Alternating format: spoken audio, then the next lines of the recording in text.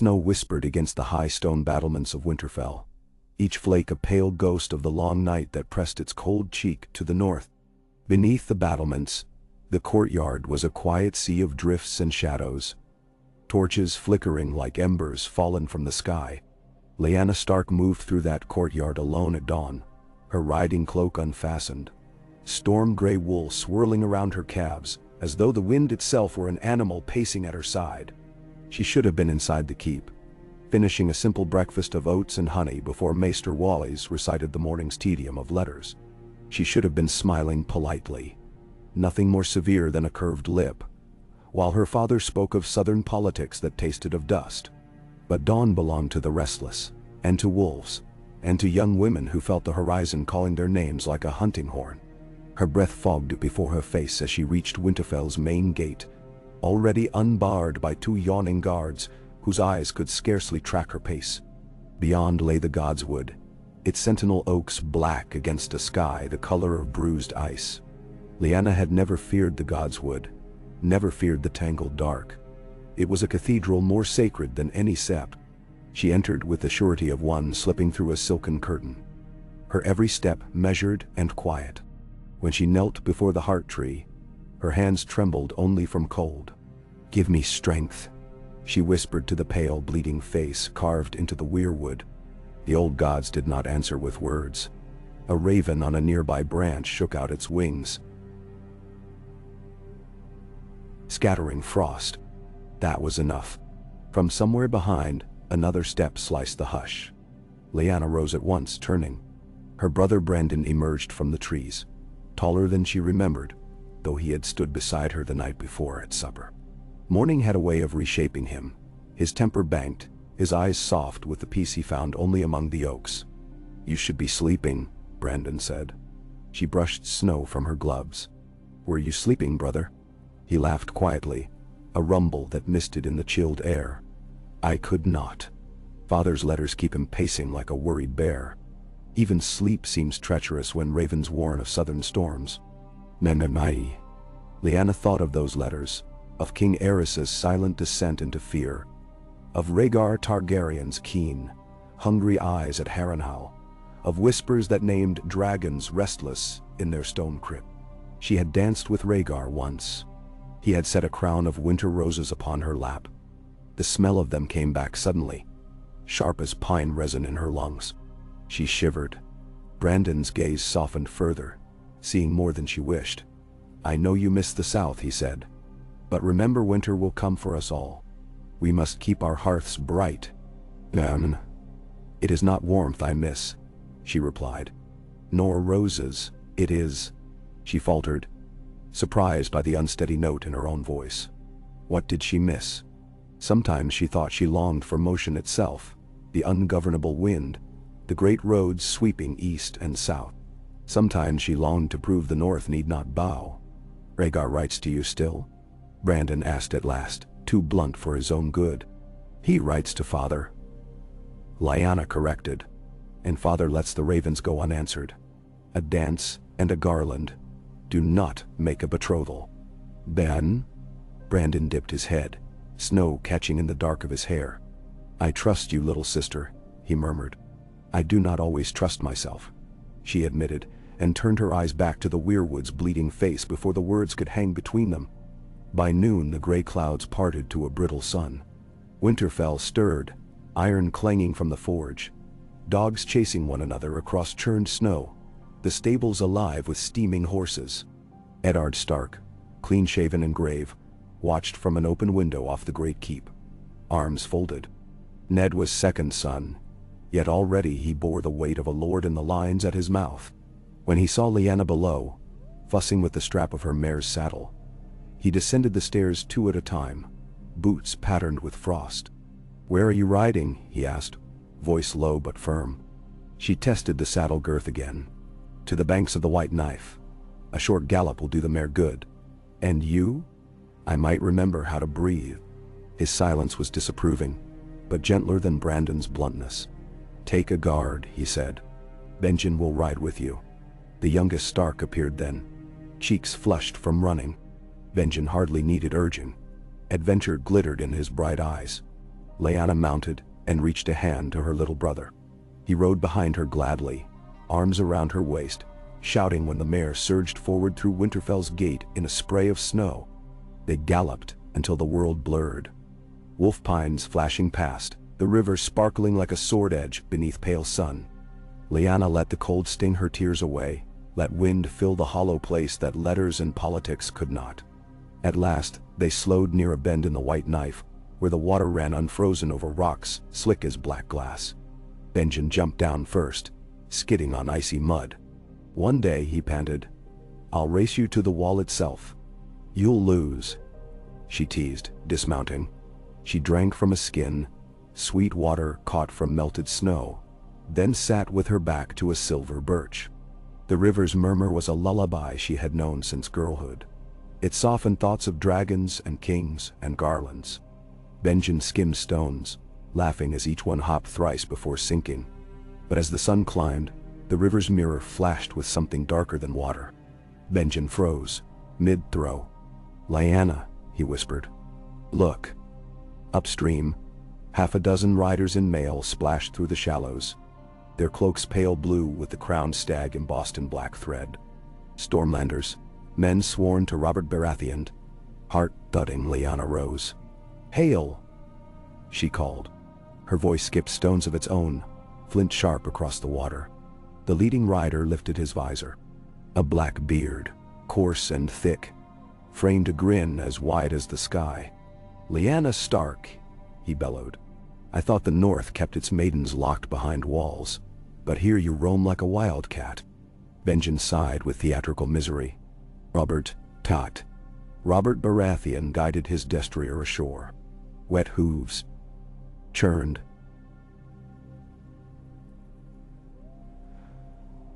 Wet hooves churned silt. Behind him followed Thoros of Myr, his red priest's robes hitched above knees, and young Sir Gawain Wild, plus a pair of storm knights whose names she did not know. Lyanna dusted snow from her skirt. "Does Storm's End not keep its lords behind walls?"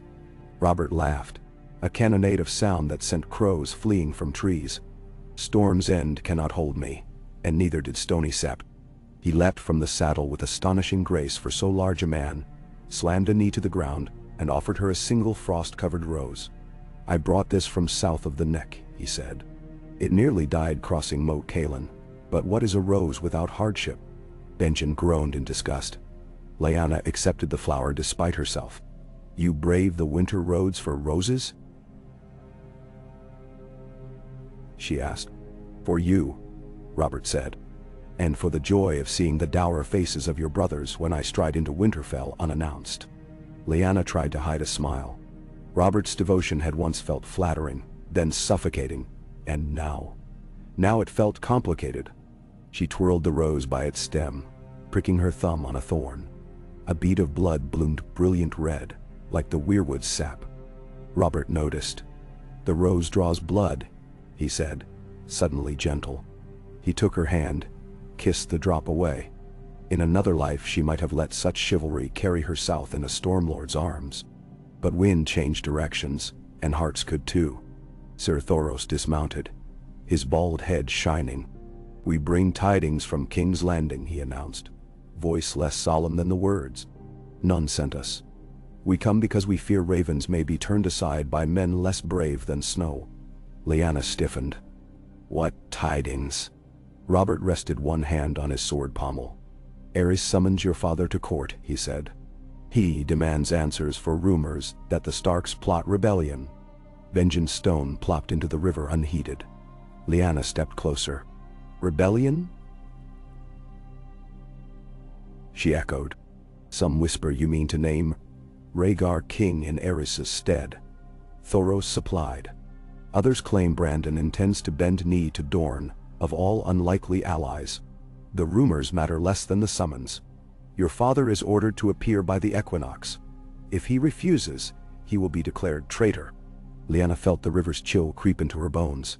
"And you rode north to, what?" "Shepherd him softly south.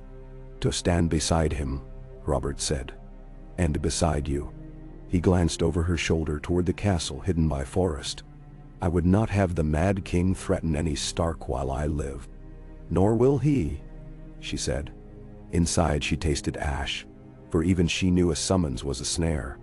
Brandon's temper and Eris's paranoia were iron shards that, once struck together, could spark war. The wind shifted, carrying faint hoofbeats from the east. Lyanna turned. Through the birches she saw direwolf banners approaching. Winterfell's guard, led by her father himself. Lord Rickard Stark seldom ventured beyond the walls without escort, but word had flown quicker than ravens. Robert's knights shifted uneasily. Lord Rickard reined his horse, his stern mouth hidden beneath a trimmed gray beard. "Robert," he greeted curtly, "you chase Winter for idle trifles." "Not idle, my lord," Robert replied. "Eris has unsheathed his paranoia again." Rickard considered the Stormlord's company, weighing truth in their posture. "We will discuss it within my hall," he said, voice even. Then to Benjen, "Ride ahead. Tell the cooks to set 10 extra places." Benjen swung onto Lyanna's mare and sped off. Robert retrieved his rose from Lyanna and tucked it behind her ear with such delicacy that even Thoros blinked in surprise. She allowed it. Let her father see and wonder. Let the South talk. But inside, a tremor. Eris's summons had turned her quiet longing for motion into a blade. Go south or be dragged. That night, Winterfell's great hall was awash with heat and wood smoke, music drifting from a lone harpist near the hearth. Robert took the head of the second table, flagons vanishing before they could cool. Brandon sat across from him, matching cup for cup, yet his laughter never reached his eyes. Ned remained by his father, more watchful than merry. Lyanna lingered on the dais' edge, half hidden among banners. From there she saw how often Robert's gaze sought her, and how often Rhaegar's memory intruded in her mind, wearing winter roses like a crown of promise. 2 men, 2 fates, both tethered to her by rumor and politics. She felt suddenly as though she were the knot between hawk and hound. And if either pulled, she would tear in two. When supper ended, Lord Rickard stood, stilling the hall. "I leave at dawn," he announced. "The king has summoned me, and a Stark does not shirk oath or duty. Brandon will accompany me. Ned," he added, laying a hand on his second son's shoulder, "you will remain here to rule in my absence. Your sister will assist you." Ned opened his mouth, then closed it with a nod.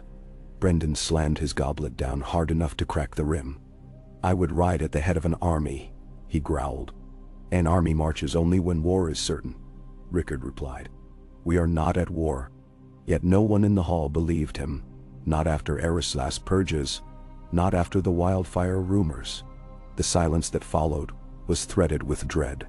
Later, Lyanna sought her father in the solar above the hot springs pools. Steam rose through grates in the floors, making the torchlight swim. Rickard stood at a map table, hands braced on either side of the 7 kingdoms. "You should not come," he said, sensing her before she spoke. "I was promised to assist Ned," she replied, closing the door behind her. He looked up.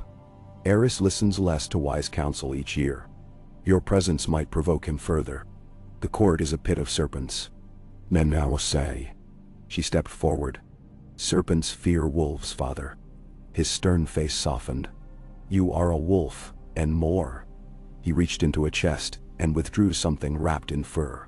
Her sword, slender and well-oiled. He set it on the map's edge. "Train," he said. "Should war come, Winterfell will need its fiercest wolf." She took the sword, fingers tight on the leather grip.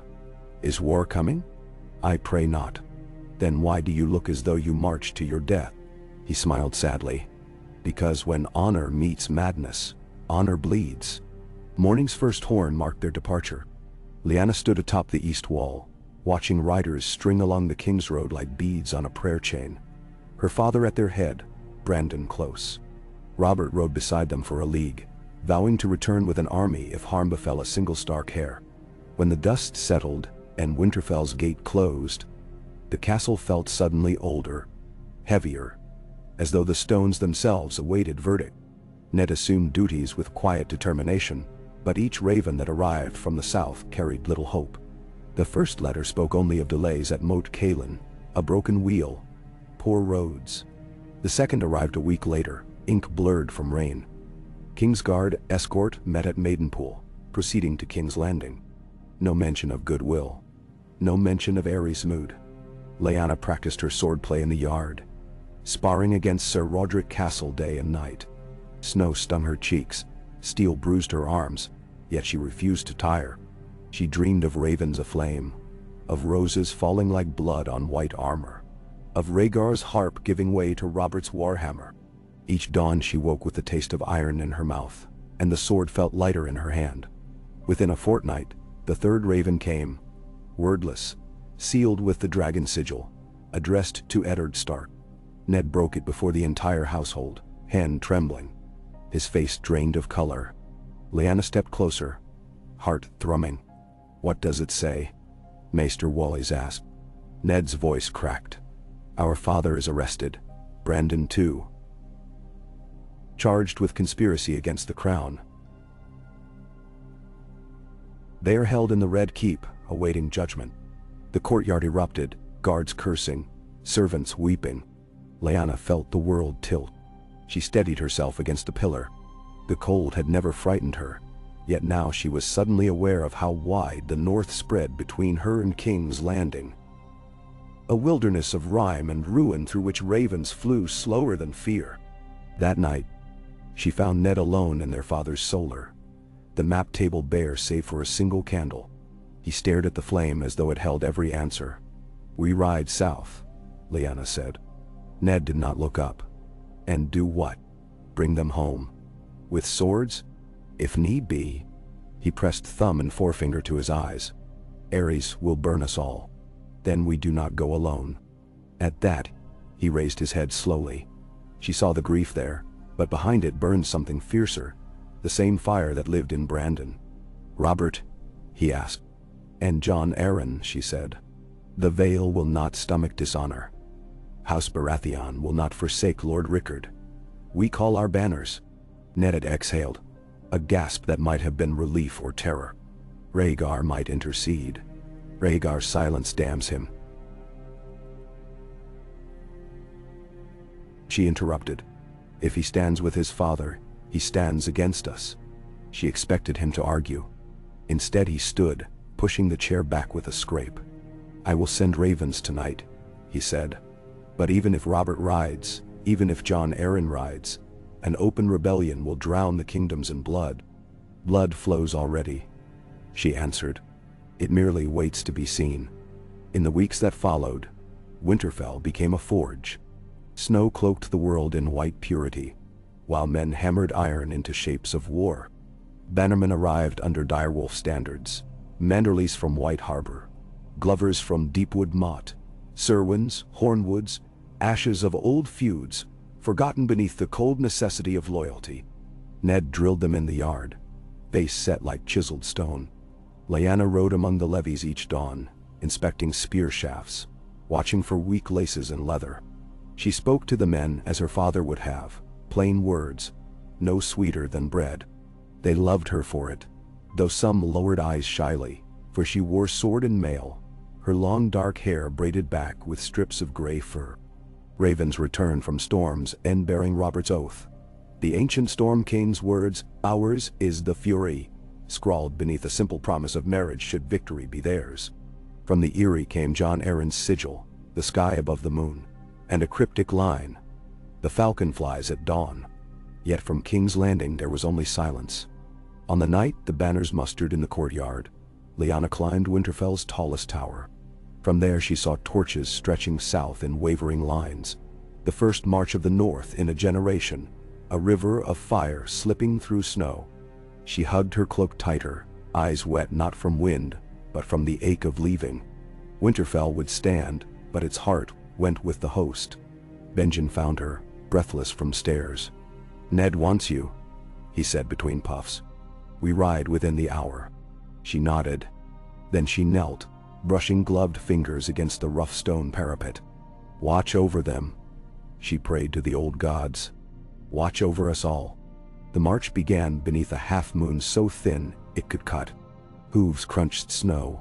Banners cracked like sails. Ned rode at the column's front, the stark direwolf streaming. Beside him rode Lyanna. sword across her lap, winter rose still tucked behind her ear, now dried and brittle, a relic of gentler seasons. They pushed hard, covering leagues by day and night, stopping only for the horses to drink. Word rolled north to south swifter than hoofbeats.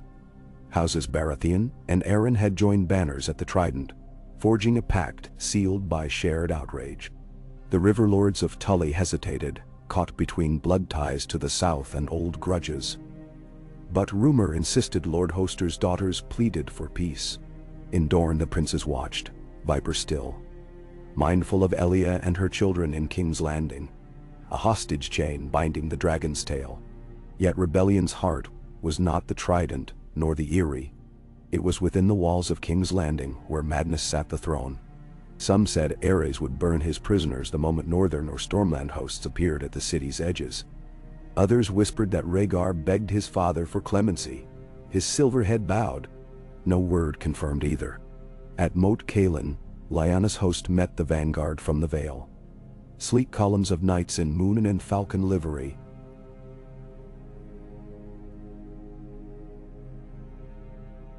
shining like frost-forged steel. Lord Jon Arryn, white-bearded and sharp-eyed, greeted Ned with quiet gravity. He bowed to Lyanna as though she were already crowned. "Storm's End lies 3 days ahead," he said. "Robert pushes north to meet us. He brings half the Stormlands, and that red priest who sets swords, ablaze for the spectacle of it." Lyanna smiled despite the chill. Spectacle rallied men's hearts, and hearts were the true iron of war. The combined host wound southward. Forests gave way to bogs, bogs to rolling heath. With every mile, ravens brought darker tidings. Cities closed their gates. Sellswards flocked to whichever banner paid fastest. Yet still no decree of execution reached them. One night, camped beneath towering pines, Ned found Lyanna pacing the perimeter, unable to rest. "You must sleep," he urged. She shook her head. Moonlight traced her cheeks, hollowed by road dust. "I keep seeing them in chains."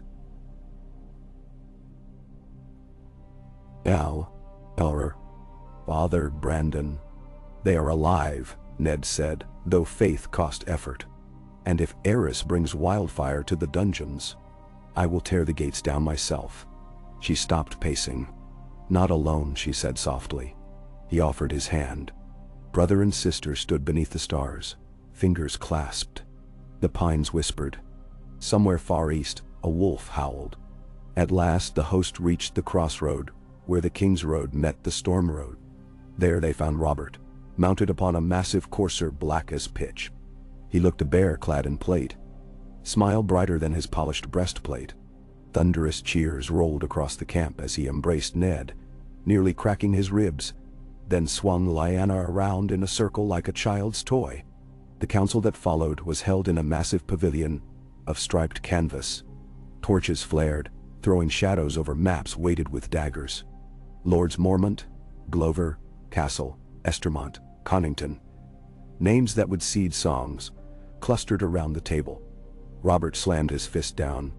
"We march directly to King's Landing," he declared. "Aerys loyalists can muster in our wake, but we'll breach the city before they gather strength." Jon Arryn countered, voice calm. "The walls of the Red Keep will not fall in an afternoon. Aerys has stores, allies, and rumored caches of wildfire. Then we lure him out," Robert said. "Or starve him within." Lyanna studied the map. "The king trusts his King's Guard," she said slowly, "and his pyromancers, but he mistrusts the city. If we press too near, he may burn it all to spite us." Silence spread. Lady Mage Mormont broke it first. "Would you advise withdrawal, my lady?" Lyanna shook her head.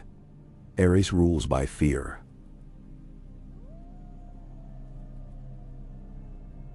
His greatest fear is the realm uniting.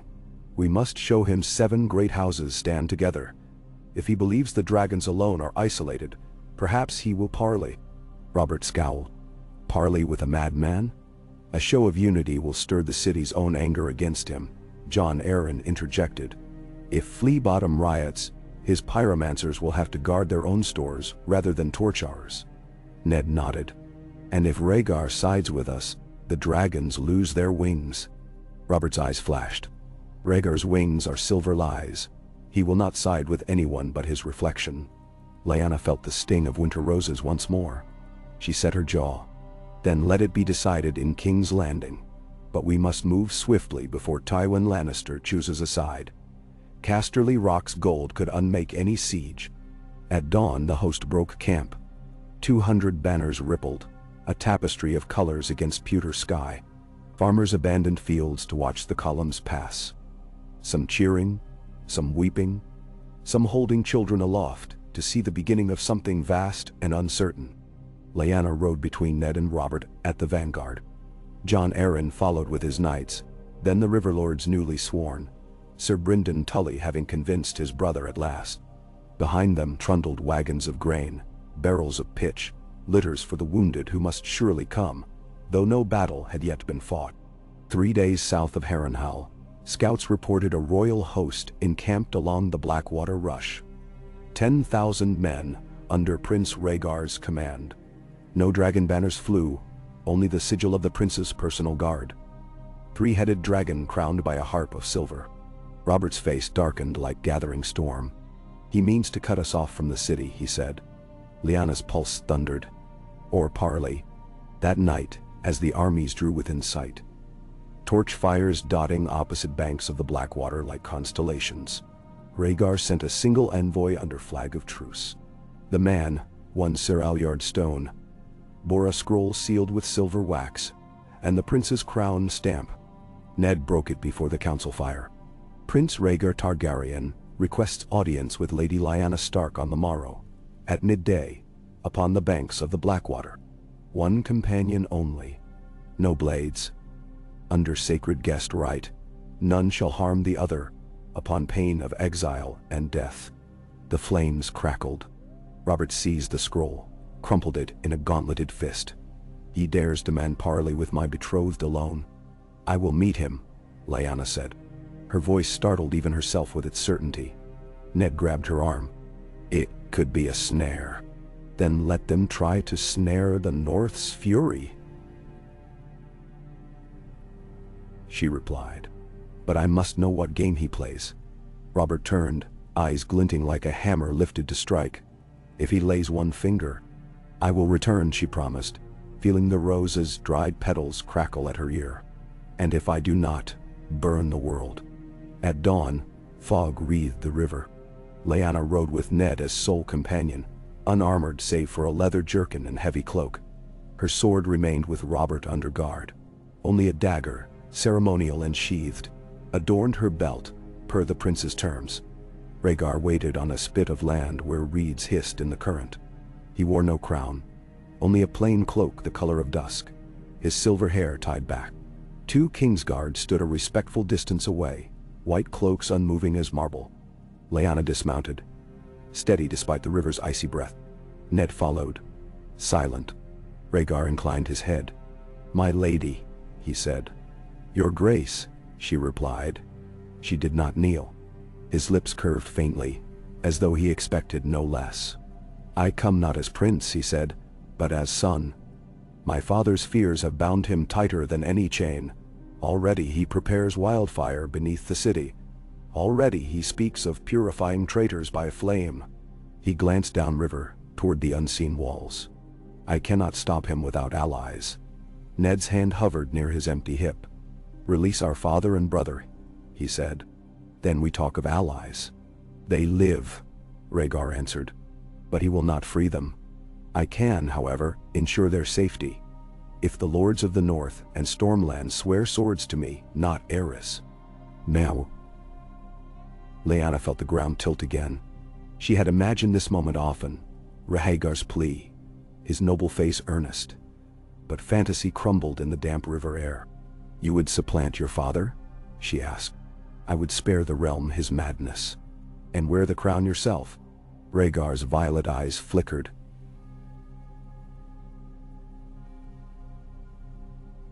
Something hard beneath the sorrow. Someone must. She heard Robert's harsh laugh in memory. Silver lies. I have no wish to trade one king's whims for another's, she said. nor to see my kin serve another Southron master. If you would have northern swords, free Lord Rickard and Brandon. Without condition, then bend the knee to assembly of lords to choose a ruler fit for peace." The river lapped softly, impatient. Rhaegar's jaw tightened. The realm would fracture. It already fractures, she said. Stepping closer. "You fear wildfire? Fear the spark in every hamlet when word spreads of your father's dungeons. Let the lords decide. If they choose you, the North will honor the choice. But you must trust them." Dandero. Silence coiled between them, broken only by gulls. Rhaegar looked to Ned, then back to her. He removed a ring from his finger, plain gold, set with a single sapphire, and offered it. "Let this bind my word," he said. "Tomorrow at dawn meet me before the gate of the gods. If your father and brother are not delivered alive and unhurt, ride me down like any liar." Lyanna did not move. Ned took the ring first, testing its weight. He handed it to her. She closed her fist around it, the metal warm from Rhaegar's skin. Wordless, she turned back to her horse. Ned followed, eyes storm cloud dark. Behind them, Rhaegar remained, a lone figure against fog, as though carved from moonlight. That night, Lyanna could not sleep. The ring lay heavy in her palm as she paced her tent. Outside, the camp stirred restlessly. Men whispered of dragons splitting their own brood, of Starks gambling with wolves' teeth. Robert burst in without warning near midnight, eyes gleaming like coals. "He seeks to woo you," he snarled. "With trinkets while our kin rot." Lyanna met his fury with steady gaze. "At dawn we will know if his promise is hollow." Robert paced, shoulders bulging in lamplight. "If he fails, then we take King's Landing by storm," she said. "And I will lead the charge." His anger faltered, replaced by awe. He reached for her cheek, rough thumb brushing away a lock of hair. "You speak like a queen," he whispered. "I speak like a Stark," she replied. Dawn came pale and thin. The Northmen and Stormlanders stood arrayed on a low hill, overlooking the gate of the gods. The city walls loomed, pink stone lit by early sun. Smoke drifted from chimneys, innocent, yet beneath those streets, rumor said, wildfire pool. Lyanna rode forward with Ned and Robert. The gate remained shut. No banners flew. Seconds ticked into minutes. Horses stamped. Snow began to fall, light as sighs. Then the portcullis rattled. A procession emerged, white cloaks, battered, escorting two gaunt figures in chains yet unbound by manacles. Lord Rickard and Brandon Stark walked slowly, their faces pale but unburned. A roar rose from the Northman lines. Lyanna spurred forward. She dismounted before her father, tears blurring sight. He touched her face. "Wolves endure," he said hoarsely. Behind them, Robert lifted his warhammer high, and thunder answered. The realm now stood at a precipice. A prince's bargain kept, a mad king enthroned, and banners of wolf and stag, poised to decide which crown would fall and which woman would rise. Lyanna Stark turned toward King's Landing, sapphire ring glinting on her finger, cloak snapping like a banner of its own. The city before her seemed suddenly smaller, the sky above vast with the promise of change. The North had come, not to kneel but to judge. And in that moment, as snowfall danced around her like petals, Lyanna felt the shape of the future settle upon her shoulders, cold, heavy, inevitable as winter. Ha! Snowflakes melted on Lyanna's cheeks as she helped her father mount a fresh horse, the reins trembling in his frostbitten fingers. Rickard's breaths came thin and ragged. A fortnight in the Red Keep's dungeons had leached color from his skin, yet the measured dignity of the North remained in the lift of his chin. Brandon stood close, one arm tucked protectively around their father's waist, eyes flicking warily to the city walls, as though they might slam shut again. Ned steadied the destrier's bridle and glanced over at Lyanna.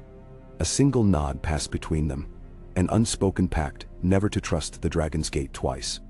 Behind them, Robert Baratheon urged his courser forward, heavy warhammer resting across his saddle like a silent threat.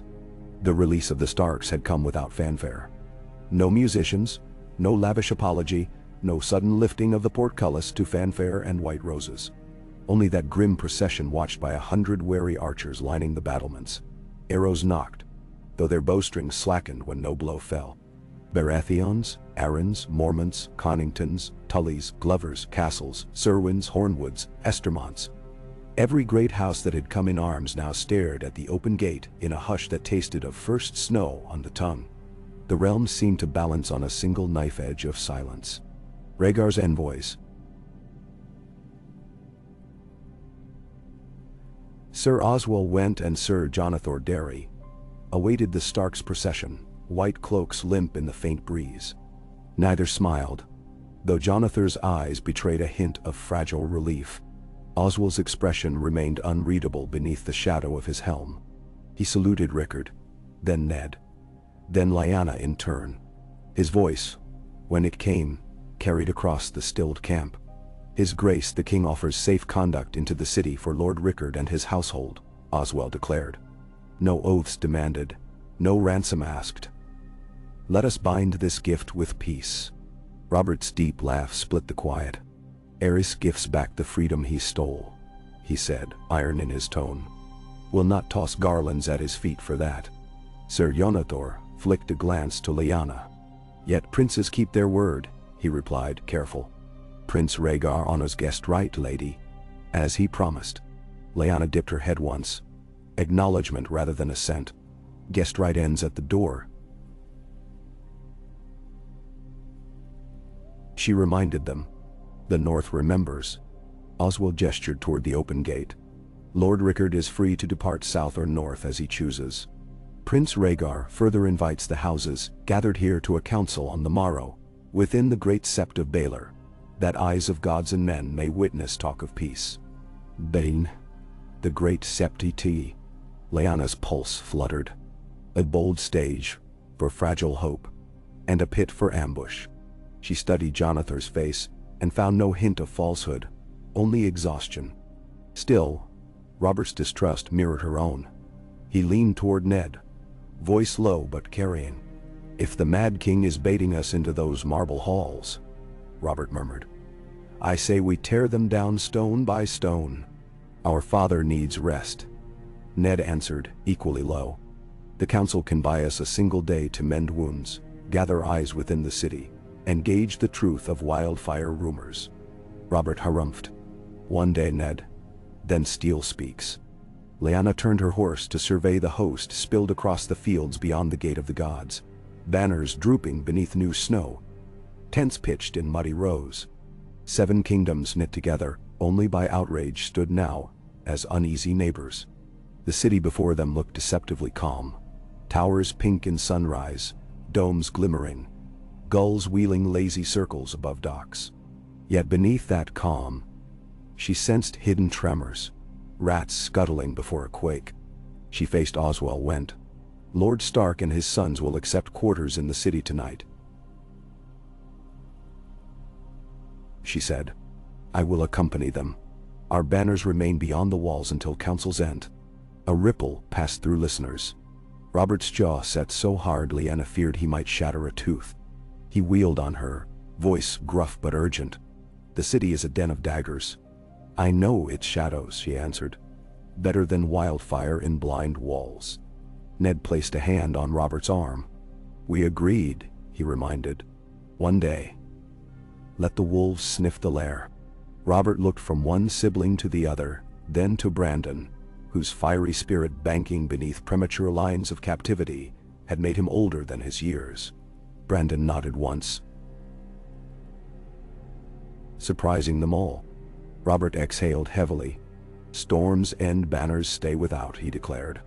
"But I'll not camp idle. Jon Arryn, set pickets, any spark from those walls and we storm." "Go." Jon Arryn bowed. "The falcon keeps watch." Lyanna wheeled her mare, snow crunching beneath hooves, and guided the procession into King's Landing. The Gate of the Gods swallowed them into a tunnel of chill stone. Torchlight flickered off damp walls. She caught the rippled reflection of herself. Wolf and rose in sapphire ring, warped by time-scored granite. Beyond the gate, streets lay hushed. Empty market stalls huddled behind shuttered doors. The city held its breath.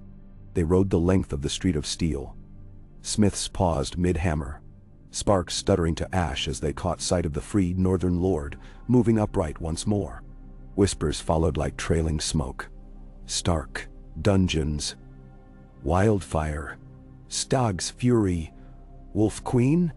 At the street of flour, thin-faced children darted from alley mouths, chasing after the procession until guards shooed them away with the flats of their spears. The gloom of war's rumor had already emptied larders. Every eye glimmered the same hunger. For food, for calm, for vengeance. Lyanna felt their gaze and tasted a weight heavier than steel. The party turned up Visenia's hill toward the Red Keep.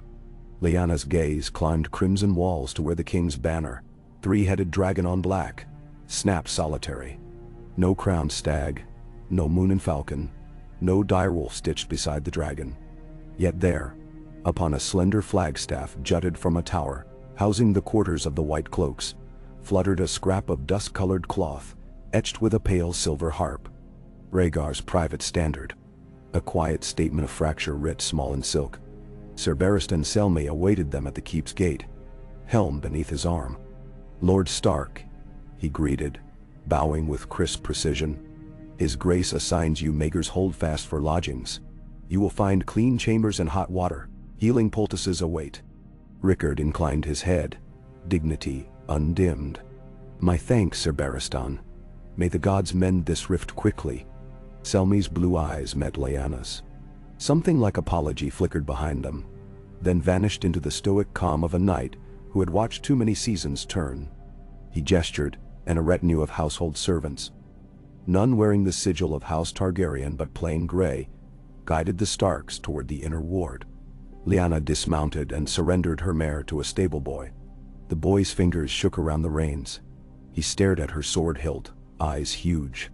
She touched his shoulder gently. "Easy," she murmured. "The wolf will not bite if unprovoked." A ghost of a smile softened the boy's face. Within Maegor's Holdfast, she found familiar corridors now scented of fear-distilled sweat instead of warm cedar. Rhaegar's guards filed them through a side door into spacious guest quarters. Tapestries depicting the conquest hung beside blank spaces where other works had clearly been removed, perhaps for ransom sale or hush concealment. Fire crackled in twin hearths, the heat almost oppressive after the chill ride. Brandon collapsed onto a cushioned seat, rubbing his wrists where iron chains had rubbed raw. Ned fetched wine and insisted on clean bandages. Their father accepted a goblet of warm ale, steadying his breathing by the hearth. Lyanna took one long breath of her own, then another, feeling the tight band around her ribs loosen a little. "Sleep," she told Brandon and Rickard. "Rest while you may. I will walk the keep, learn its heartbeat." Brandon's protest hovered, but died on a yawn. Ned met her at the door, cloak already clasped.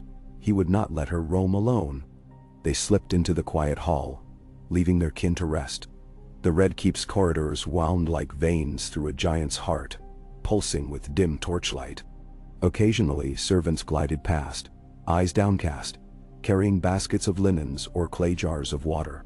If they recognized the wolf and direwolf sigil, none dared more than a fleeting glance. The hush unsettled Lyanna more than hissing crowds might have. She and Ned drifted toward the eastern spur, following faint notes of music. A low arch opened into a gallery overlooking the small courtyard called the Maiden Vault.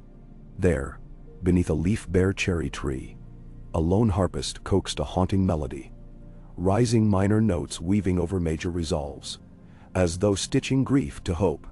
The musician's silver hair caught torch glow. Rhaegar Targaryen stood alone, cloak pooled around his boots, eyes closed as his fingers danced across strings. Lyanna stepped onto the balcony's stone lip before she could reconsider. Ned's hand brushed her arm but did not stop her. The prince ended the phrase with a gentle flourish, then raised his gaze. Violet met Grey. He inclined his head, not smiling. "I thought music might soothe the stones," he said quietly. "They have listened to screams these last weeks. Stones remember blood louder than harp strings." Ned answered, blunt-eyed. Rhaegar inclined his head again. True. Yet sometimes a softer sound can remind men they once loved peace. Lyanna gripped the marble balustrade. Your father's peace is fear. Rhaegar folded his hands atop the harp. Then, my father's reign is ending one way or another. Whether it ends in fire or in council lies partly with you, my lady. With me? She echoed. He stepped closer, boots crunching gravel. The realm sees you now as the flame that stirs two men of great will. Robert's fury, Ned's duty, and perhaps many more hearts besides. A symbol of the North. Unbound. A wolf who will not bow. His breath plumed in wintry mist. If you call for a great council, lords who hesitate might risk the dragon's teeth. Ned's eyes narrowed. You place heavy burden on my sister. Rhaegar met Ned's gaze. Burden already weighs upon her. Better it be purpose than chains. He turned back to Lyanna. Tomorrow's council convenes at first bell. Speak then. Demand the lords gather again in open assembly. No closed sept, no secret hall. 700 witnesses, not 7. If you raise that cry, I will second it. Jon Arryn will third, as will perhaps Lord Hoster and Prince Doran by Raven, if speed allows. We can compel my father to face the realm's voice, not whispers. Them? Lyanna listened to the low whistle of wind through bare branches, like breath through broken teeth. And if he refuses, then refusal is a verdict, Rhaegar said. And the realm will know treason lies with him, not with those who would end chaos. A lonely note thrummed through her chest. Possibility singing like a new strung bow, yet suspicion laced every chord. And if your father drags you to pyre alongside him? Rhaegar's lips parted in something between sorrow and resolve. Then let history name me kinslayer, if it grants my children peace. Ned stiffened. You would step aside? Allow the council to choose any they deem fit. If the lords choose me, I will try to serve, Rhaegar said. If they choose another, I will guard the realm by sword. But first they must be free to choose. He slipped the harp over his shoulder, bowing faintly. Rest well, Lady Lyanna. Tomorrow we test whether harpstrings truly temper warhammers. He vanished into the dim archway, leaving silence where music had lingered. Ned let his breath out slowly. Do you trust him? I trust his fear of fire, she murmured. But trust is not enough. We need eyes. She turned, cloak swirling. Find Meg Mormont. Have her rangers prowl the hill, and speak with Sir Barristan. See if the King's Guard stand with their prince or their king. Ned hurried off. Lyanna returned to their quarters, but sleep drifted far beyond reach. Hours before dawn she rose, washed in cold water, braided her hair tight against her scalp, and donned a simple jerkin of dark wool, sword belt snug. The dried winter rose crumbled at her touch. She left its desiccated petals on the windowsill, letting candle flame catch the last burnt scent. When the first bell tower tolled, the sounds of an uneasy city echoed through Maegor's holdfast. Hucksters setting stalls, distant mutters from Flea Bottom, ravens croaking atop spires. A new sound threaded them all, the tramp of thousands of boots. Lyanna peered out a slit window. Columns of Lannister men, gold lions on crimson banners, wound up the King's Road toward the Lion Gate 2 miles north. Tywin Lannister had arrived. She found Ned already lacing Brandon's doublet. Their father sat in a chair near the hearth, sipping broth, face taut with alarm. The lion chooses his moment, Rickard said. Too early to know which head he intends to bite, Ned replied. But uncertainty weighed on the words. Lyanna strapped her sword. We stand in the Sept of Baelor within the hour. Tywin may follow or hold his forces outside. Either way, the realm sees who leads. Then? Brandon flexed his mended wrists. If council fails, I'll relish splitting golden helms. He pulled on a cloak of stark gray, then clasped Lyanna's shoulder. Speak true, little sister. Wolves howl loudest when led by their queen. She tried to laugh off the title, but warmth bloomed in her chest. The procession left the Red Keep under light guard. 2 King's Guard in white, one Stormlander knight, and a handful of Stark men-at-arms. The decision to appear unthreatening was deliberate. Let Steel hide just off stage, ready to pounce only if provoked. Rhaegar joined them as they reached the top of the Hill of Rhaenys, dressed in simple black doublet, no crown, no jeweled sword. The city watched from balconied windows, clusters of small folk whispering behind lattice shutters. At the foot of Visenya's hill, Baratheon banners waited. Robert astride his courser, warhammer strapped behind his saddle, but close enough to draw. He fell in beside Lyanna. Silent, save for a curt nod. Jon Arryn's lords from the Vale flanked them, forming a wedge as they progressed along the Street of the Sisters. The Sept of Baelor rose before them, white marble agleam beneath winter's sun. 7 slender towers encircling a massive central dome, topped with the sculpted figures of the 7. Guard lines parted at the steps, gold cloaks intermixed with white, the dual authority of City Watch and Kingsguard strained by conflicting orders. Lyanna noted the tension in their grips. The glance a moment at each other's hilts. A single spark could kindle blade song. Inside the Sept, colored glass windows shattered sunlight across polished floor. The maiden's pale stripes, the father's deep sapphire, the warrior's blood red. Pews of carved weirwood gleamed with fresh polish, perhaps an attempt to wipe away recent stains. High among them sat lords and ladies of nearly every major house. Hoster Tully, seat bound with travel pillows for his aching back. Grand Maester Pycelle fussing with scrolls. Lord Mace Tyrell had arrived in subdued fashion, his green mantle trimmed with gold lace, as though he could not quite stifle courtly fashion even amid looming war. Yet conspicuously absent from the dais were King Aerys and Tywin Lannister. Instead, Queen Rhaella sat beside empty stone benches reserved for the king. Her face pale, a fresh bruise coloring one cheek, where rumor said her husband's fear had struck. Between her and the vacant throne rail, Jaime Lannister stood in gleaming white plate, hand resting on the golden lion hilt of his sword. His eyes tracked every person entering, but lingered longest on Rhaegar, then upon Lyanna. High Septon Theomar tottered down the aisle as Lyanna's party reached the altar rail. In a tremulous voice, he called the assembly to order, invoking the Seven's blessings on those gathered for words of reason beneath sacred light. Lyanna felt half the lords in the gallery shift, armor clinking under winter wool, a sound like distant hail on rooftops. Rhaegar stepped forward first. His voice carried without need of the dais's stone lenses. Lords of the realm, I bring grave news and graver hopes.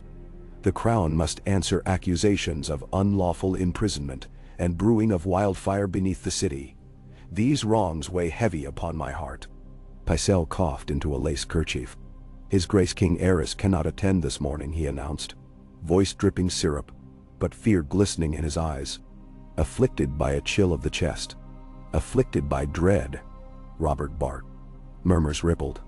Lyanna stepped beside Rhaegar, feeling the hush gather around her. She could smell candle wax, cold marble, perfume from some southern lady's sleeve. She pictured Winterfell's godswood bleeding sap, the wind combing through wolf pines, the ring of steel in courtyard drills. These scents and sounds steadied her. Great lords, she began, voice low but clear. My father and brother were freed last dawn.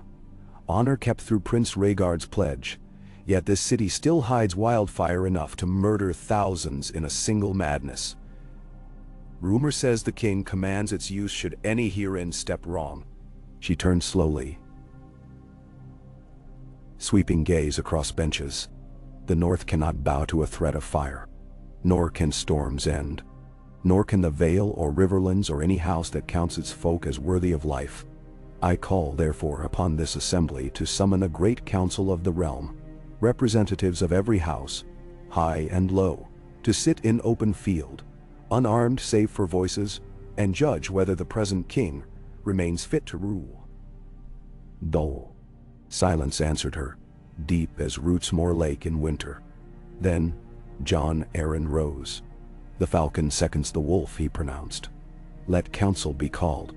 Hoster Tully raised a stiff hand. The trout thirds the motion. Lady Mage Mormont's voice cut through, fierce as sea wind. Bear follows wolf. From a seat near the queen, Prince Lewin Martell, cousin to Elia, stood. His voice carried the desert's quiet steel. The sand unclenches its fist to speak. Dorn consents. Pycelle's whiskers quivered. Such a council cannot override a crowned king. It can, if the king abdicates. Rhaegar interjected softly.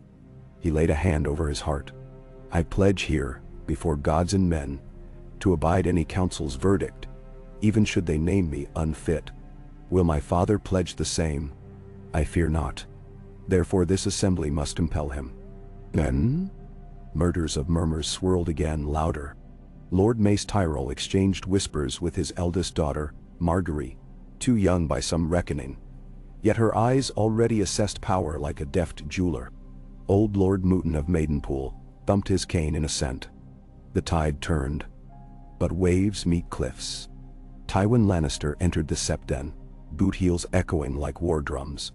A retinue of gold-plated guards flanking. He wore no armor, only crimson doublet trimmed with black sable. Yet his presence filled the marble hall. The murmurs ceased as if choked. My lords, Tywin said, voice polished stone. I regret my tardiness. Roads from the west suffer winter's bite. He strode toward the dais, golden gaze fixed on Lyanna, as if she were a chess piece, bold enough to cross to his backline. Talk of councils as well, yet crowns are not cast by committees. History is written by decisive hands. Robert's fist tightened around the haft of his hammer. Decisive hands? Like those that drowned Castamere? Tywin gave a faint smile. No song without sovereignty, Lord Robert. He turned to Rhaegar. Prince, you propose to depose your sire in favor of debate, yet wildfire waits below. The Lion Gate stands barred to my men. The Mad King sits in the Red Keep, gathering pyromancers. Delay may doom us all. Better a swift blade than a drawn-out penstroke. Rhaegar's jaw tensed. Blood spilled too soon may drown the realm in revenge for generations. And blood ignited tomorrow may be worse, Tywin countered. Lyanna stepped between them, though they were still yards apart. No more blood, she said, softer than the hush but sharper than any sword.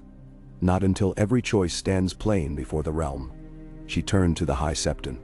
Call for council at once. In the dragon pit, vast enough to house all lords. Open to the sky so wildfire smoke cannot choke us unnoticed. 7 days hence, let every house send 2 delegates. 1 lord or lady, 1 sworn knight or sworn shield. The small folk may watch from the pit's rim. Let the 7 witness who chooses life. The High Septon swallowed, jaw bobbing within wattled neck. At last he nodded. So decreed under the 7. Tywin bowed slightly. 7 days to choose? Then let each use them well. He signaled his retinue, and gold armor clattered as they turned to depart. The council dissolved into clusters of urgent whispers. Rhaegar approached Lyanna. 7 days, he murmured. Time to rally hearts, or for wildfire to seep into every cellar. Both, she said. But we fight on fields we know. Robert joined them, glowering. 7 days is 7 too many. The city teeters now. I'll see our people encamped outside, ready to strike should flame rise. Lyanna looked at him, at the muscle clenching in his jaw, the storm behind his eyes. Guard the gates, she urged. Keep the hungry fed. Every starving child in Flea Bottom is tinder for the Mad King's spark. Feed them, Robert. If you want their swords, first quiet their bellies. Unexpectedly, he smiled. A slow, reluctant curve. You'd make a terrible warlord, thinking of bellies. But perhaps that's what we need. He leaned close, breath warm. I'll have bakers at work by sundown. And casks of ale, he added, more to himself. Rhaegar turned away to speak with Jon Arryn. Lyanna watched Robert stride off, cloak snapping. Then she noticed Jaime Lannister still near the throne rail, expression unreadable. He moved through the thinning crowd, intercepting her path with a bow so smooth, it might have been woven into his bones. My lady, he said, voice quiet. A word.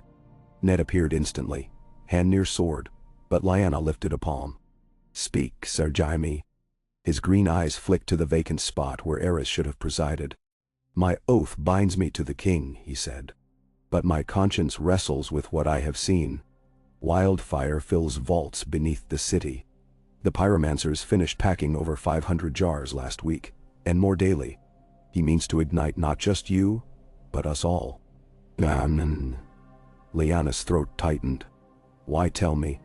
"Because," Jaime said, lowering his voice until it was almost lost behind the shuffle of lords departing, "you alone carry courage unshackled by pomp. My father respects ruthlessness. The prince? Prophecy. Robert? Fury. Ned? Honor. But you?" He paused, searching for the word. "Balance! This city might need that balance before—" Ned's gaze sharpened. "Are you asking absolution for treason before you commit it?" Jaime's mouth compressed. "I ask only that when the hour comes, you see beyond cloak colors." He touched 2 fingers to his brow in salute, and moved off toward the queen's entourage. Lyanna exhaled slowly. 7 days of threads pulling taut. That night she sat at a round table in Maker's Holdfast with Rickard, Brandon, Ned, Robert, John Arryn, and Mage Mormont. Maps and candlelight lay between them. Spies confirm wildfire stored beneath the Great Septi, the Dragon Pit, and warehouses along the Blackwater. Ned reported. If Eris cannot control the council, he may torch the city anyway. Robert tapped his hammer against his boot. "Then we root him out before he lights a single fuse." Rickard shook his head. "Storming the Red Keep will cost thousands. The small folk will blame their dead on us, not the king." Lyanna traced a finger along the map, marking the underground passages she remembered from childhood visits with Brandon. A maze of ancient Targaryen tunnels to dragon pens forgotten by half the court. "We strike at the pyromancers," he said. "Quiet. Dot. Swift. Dot. Eris loses his flame. Council meets free of threat. Dandaro." John Arryn stroked his beard. "A knife to the throat rather than a sword to the chest." "Who?" Brandon's eyes gleamed. "Give me 10 good men and a grappling hook." Robert grinned. "Or 15 men with bellies full of ale and hearts, ready for songs." His mirth faded under Lyanna's stern look. "I will lead," she said. The table stilled. Rickard straightened sharply. "You are my daughter, heir to Winterfell if we fall. And the realm's rallying cry, you cannot risk." "I cannot ask others to risk what I will not." She interrupted. Her heart beat like drumskin, stretched over fire. "The realm must see, this is not wolf against dragon, but life against madness. A stark leading proves it." Ned met their father's gaze. "She is right." He gripped Lyanna's arm. "But not alone. I come too."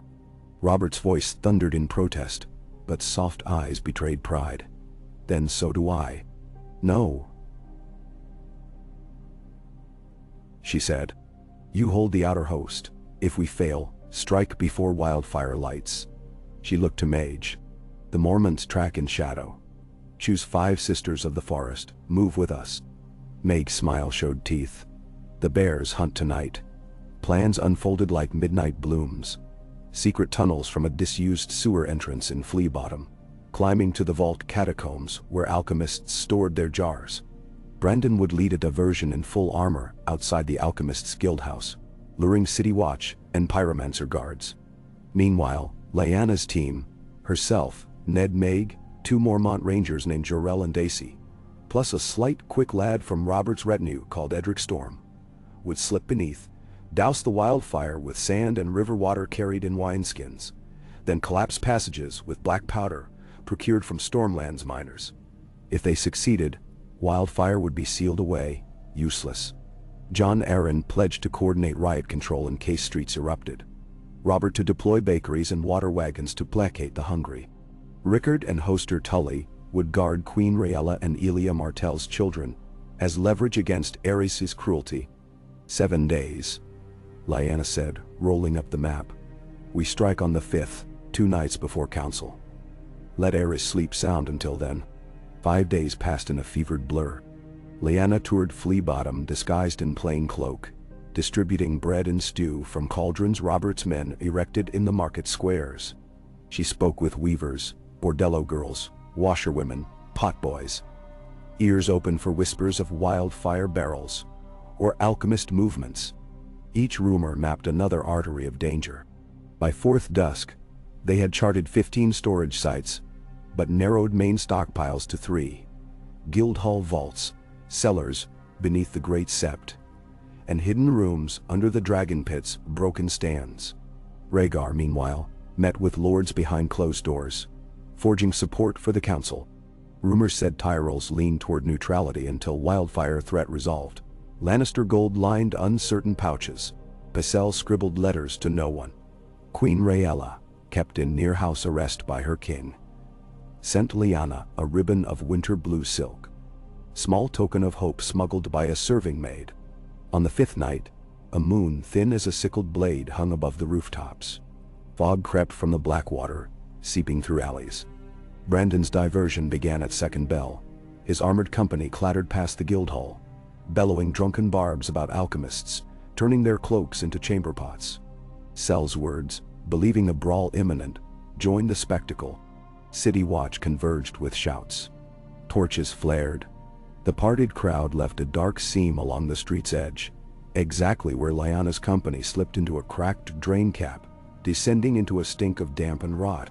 The tunnel ceiling scraped with roots. Water pooled ankle deep. Ned led with shielded lantern. Lyanna followed, every sense flung wide. Sand-filled leather bags clinked softly on Daisy Mormont's back. Edric Storm carried powder charges wrapped in waxed cloth. The air tasted of mold, until suddenly, a sweet, pungent tang, wildfire. They halted before an iron-banded door barring the passage, only a rusted latch securing it. Jarrell tested the latch, unlocked. Ned frowned. Such laxity bespoke arrogance. With a nod, Lyanna eased the door open. Beyond lay a vault, glowing eerily green. Racks upon racks of clay pots nestled in straw, each marked with the alchemist's secret rune and sealed with wax. No guards inside, all lured above. The sight stole her breath. Even sealed, the wildfire thrummed, vibrating the very marrow of the room. One stray spark in their lantern could doom them. She whispered, "No flame."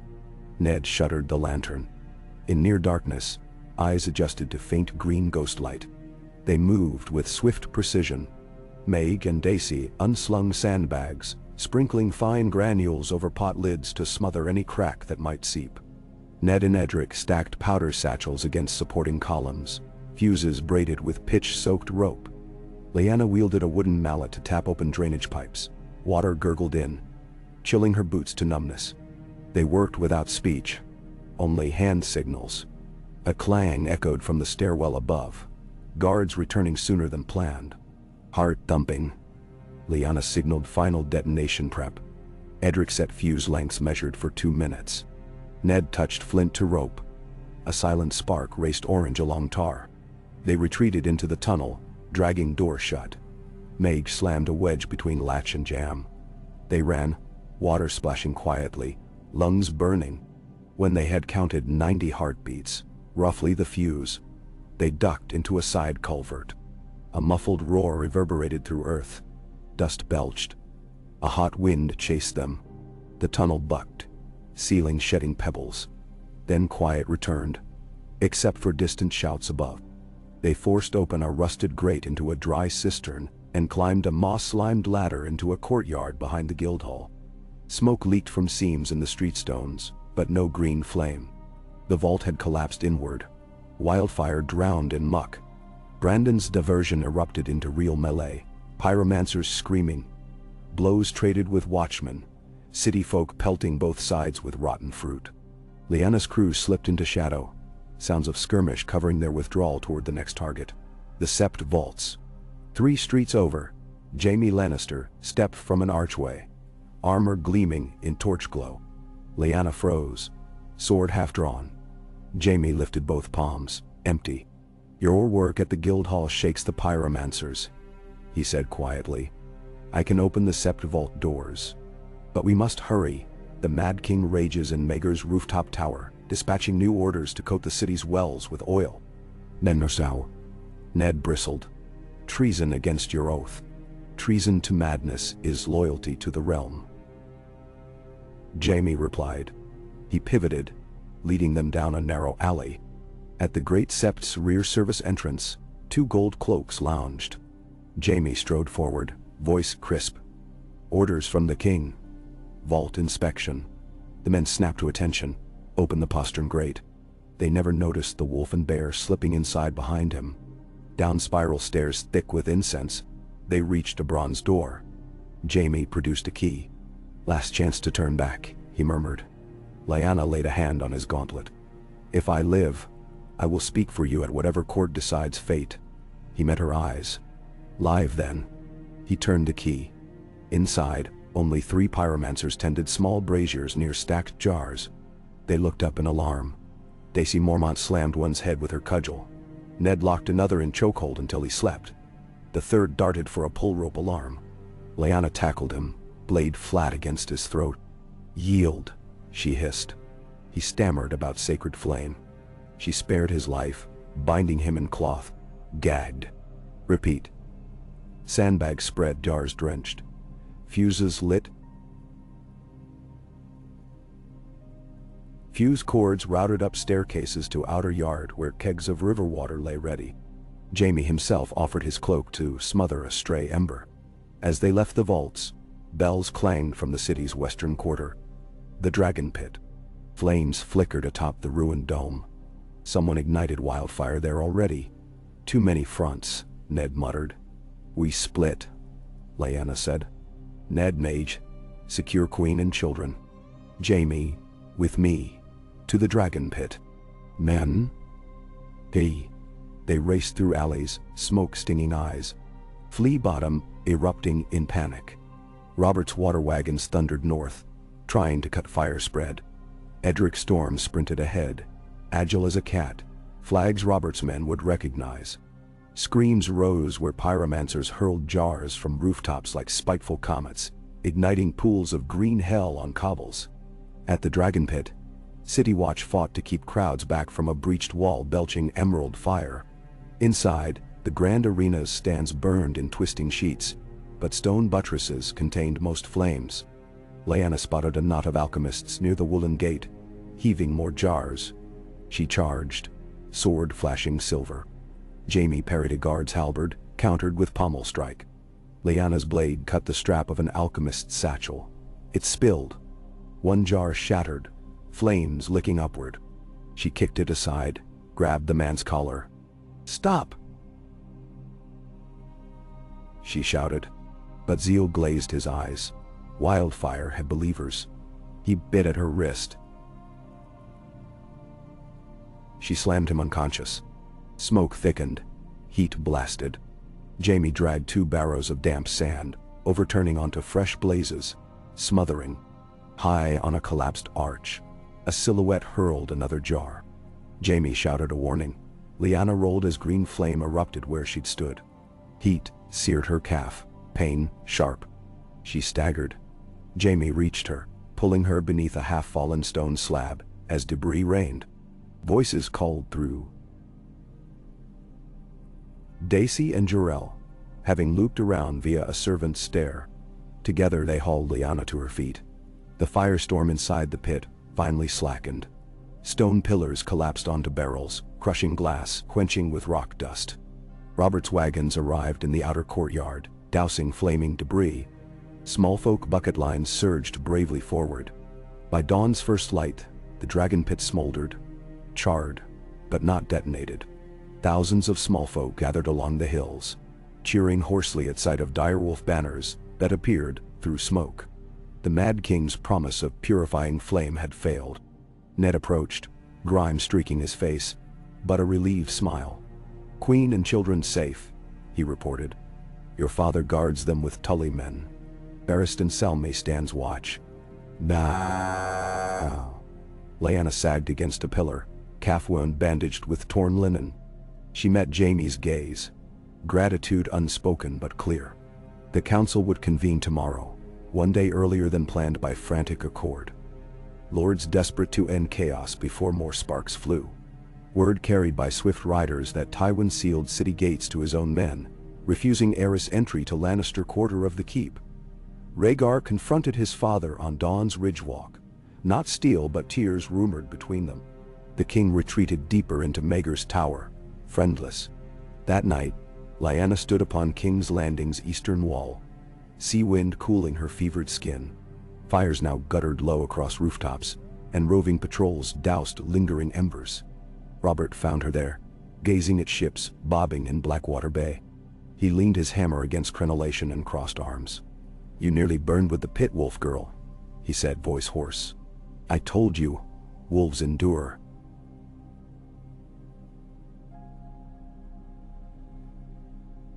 The fatigue slurred edges. He removed a small flask, offered it. She sipped strong honeyed mead, warmth spreading. Robert studied her bandaged calf.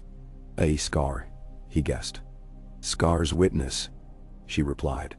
A pause hung, steeped in salt air. "When this ends," he said, eyes on dark water, "I still mean to wed you." Lyanna turned fully. "If I take a crown?" Stormlord's shoulders rose with laugh half sad, half fond. "Then I wed a queen. I love you everything, crown or none. But if your heart beats elsewhere," his throat worked, "tell me before your coronation's kiss." She touched his forearm gently. "Once I danced beneath Harrenhal's trees, and winter roses scented my hair. But I've learned roses fade. The north endures." She stepped closer, resting her head briefly against his broad chest. The storm in him quieted. That same hour, Rhaegar knelt in the temple of the Red Keep, tears falling onto obsidian floor.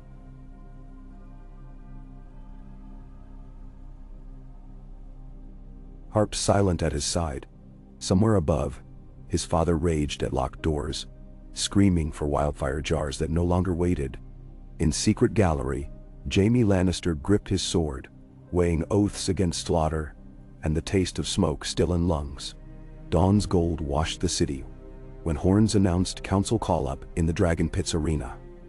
The only roofless space vast enough to house what seemed the entire realm. Lords, ladies, septons, smiths, bakers, sellswords. Children perched on shoulders. Banners tangled overhead like wild orchard branches.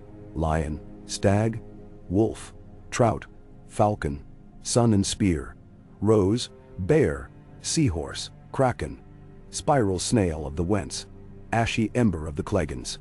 A single throne had been raised on makeshift dais, not the Iron Throne but a plain high-backed chair carved from weirwood shipped south by Manderless.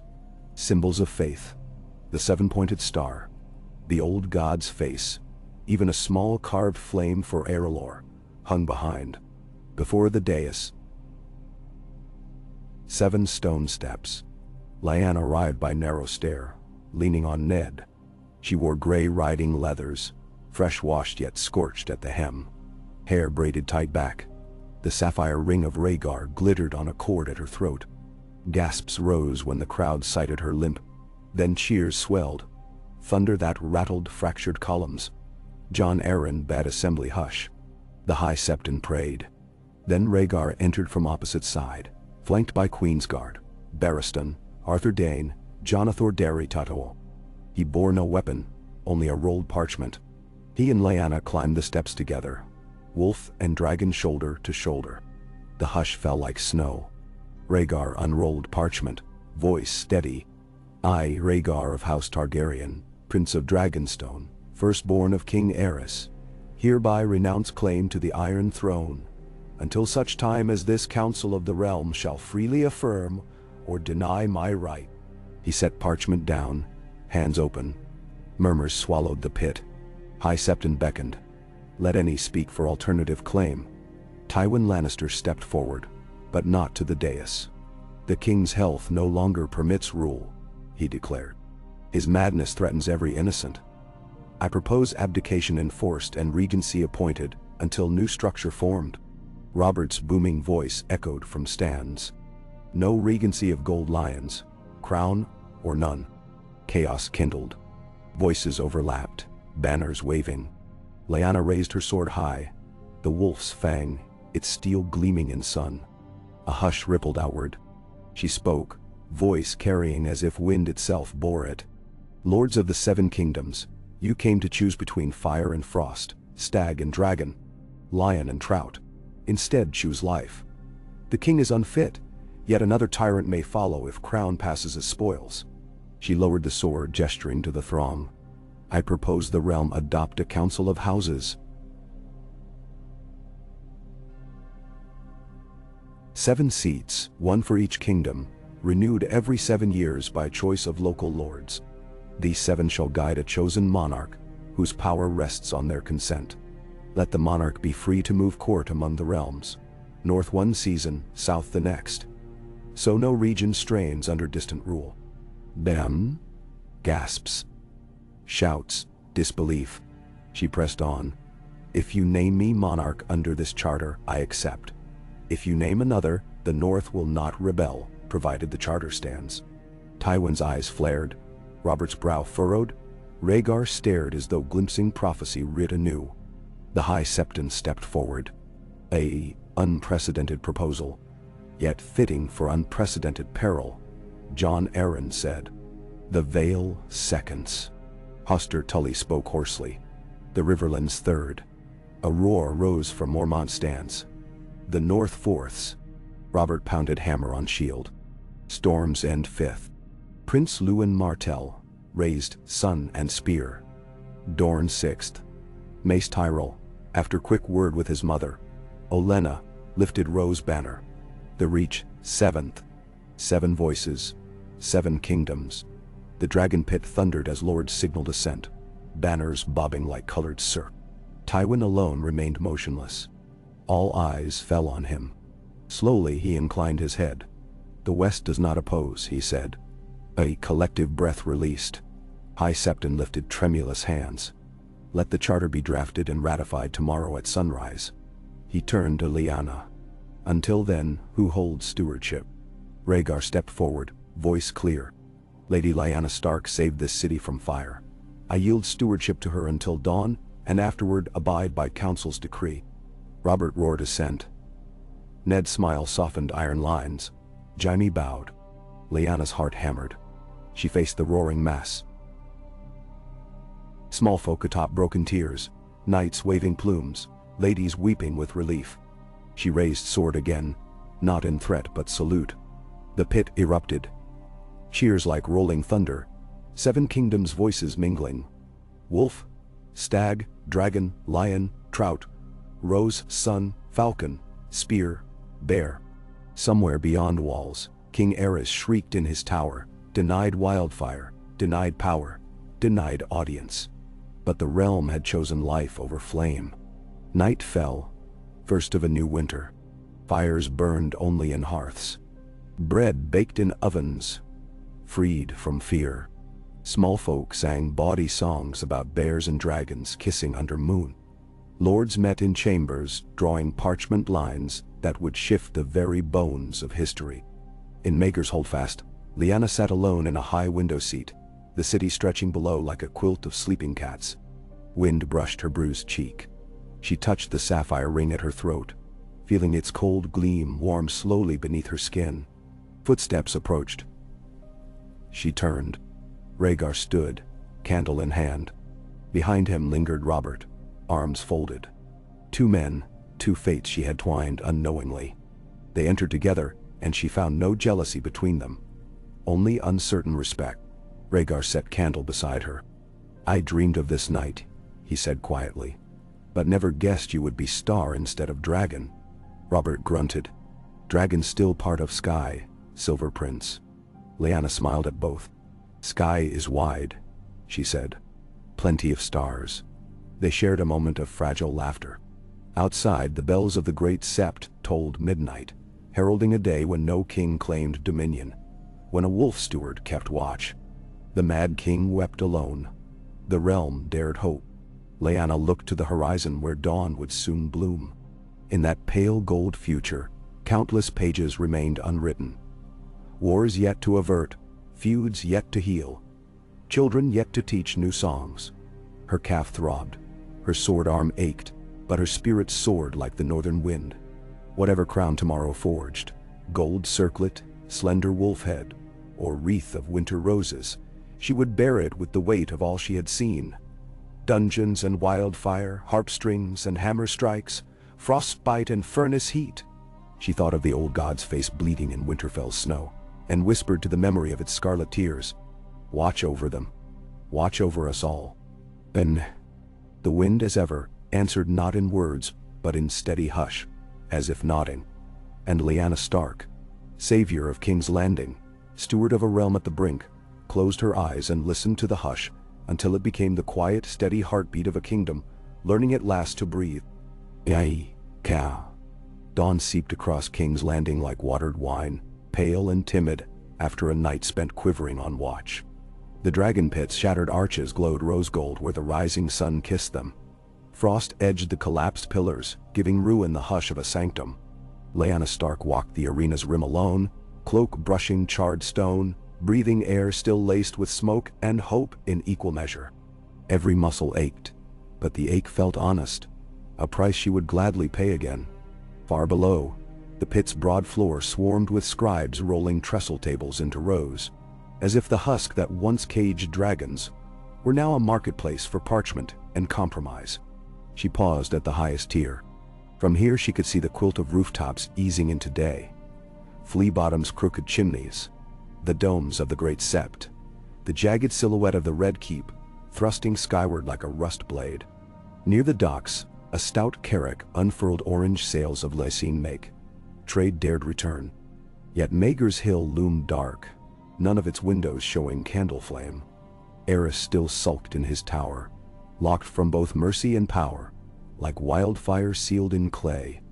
A hiss of leather signaled approach. Ned joined her, a steaming mug in each hand.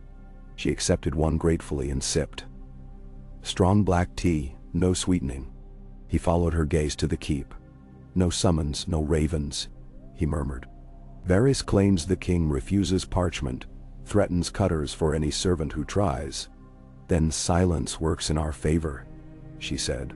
So long as he rattles bars, the realm sees who wears what chains. Ned smiled faintly, but tension bracketed his eyes. Grand Maester Pycelle delivered a draft charter after midnight. 49 clauses, 6 addendums. He rolled shoulders stiff, with parchment weight. Tyrol quills breed like rabbits. We'll prune. Better a living sapling than a dead oak fashioned overnight. She sipped again. Any news from Winterfell? A raven before first light. Robb is well. Mother worries but sends faith. He hesitated. The letter smelled of pine resin. Home calling them northward already. Lyanna pressed the mug against her cheek, letting warmth bleed into wind-flushed skin. After this, I will ride north for 1 month. Then south again. The charter must not become another southerner's collar.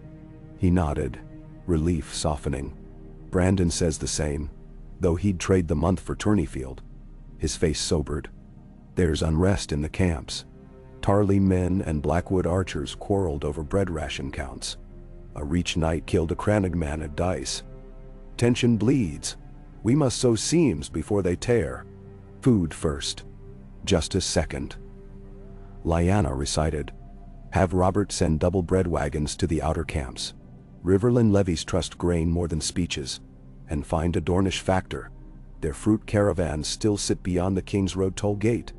Ned's smile returned. You give orders like a steward born. I give orders like a woman tired of corpses. She drained the mug. Come. The scribe stalls need tables arranged by region. Let's teach them northern efficiency. They descended the tiered stair. Workers halted to bow or stare. A ripple of reverence that made Lyanna uncomfortable. Praise felt like a debt she could never repay. She forced herself to greet each nod, a word here, a touch to a shoulder there, as though reminding them she bled mortal red. At the pit center, the provisional dais stood upon a hexagon of stone boards trimmed from old fencing. 7 chairs ringed a low plinth, each carved overnight by Manderley and Tyrell carpenters. Direwolf, lion, stag, trout, falcon, sun and spear. rose. The eight, unadorned and slightly higher, awaited the charter's chosen monarch. Yet none dared sand smooth its arms. Tool marks showed like half-healed scars. A throne still deciding what shape to wear. Lyanna trailed fingertips along its raw grain. The wood smelled of sawdust and sea salt.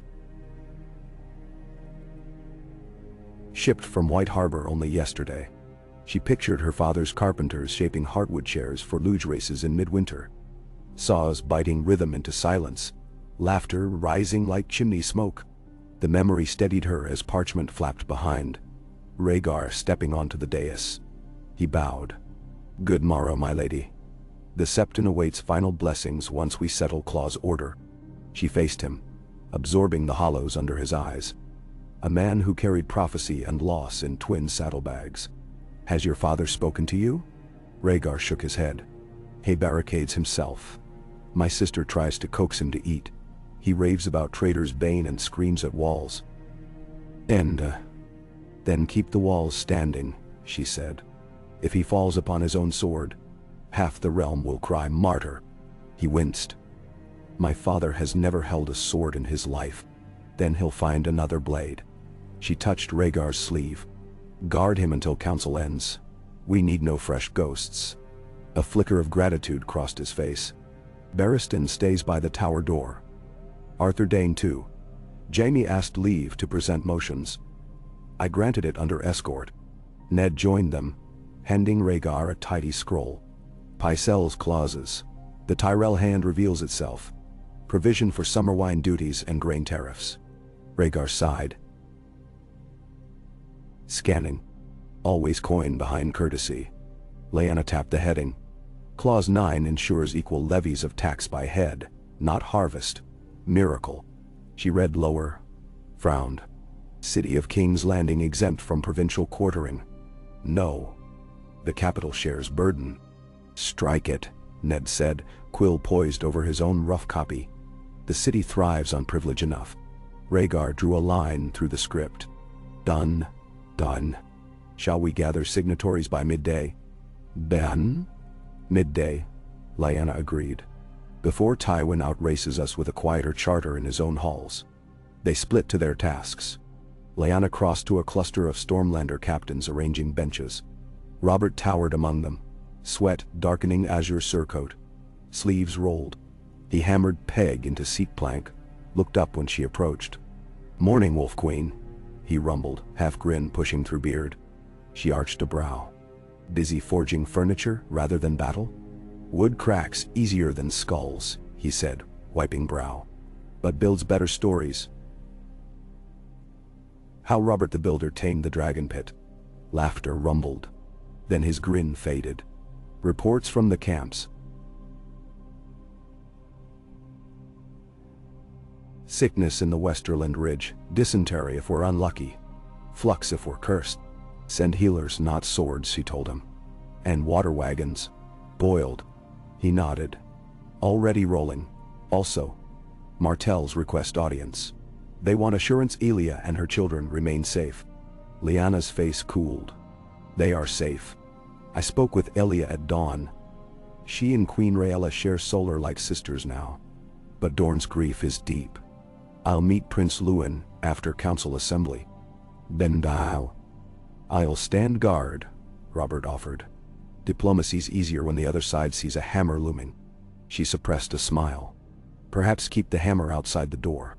He chuckled. We'll call it a gentle tap. He resumed peg driving. By the hour of third bell, lords and ladies trickled into the dragon pit like migrant birds, returning to a long-abandoned eyrie. Each carried retinues.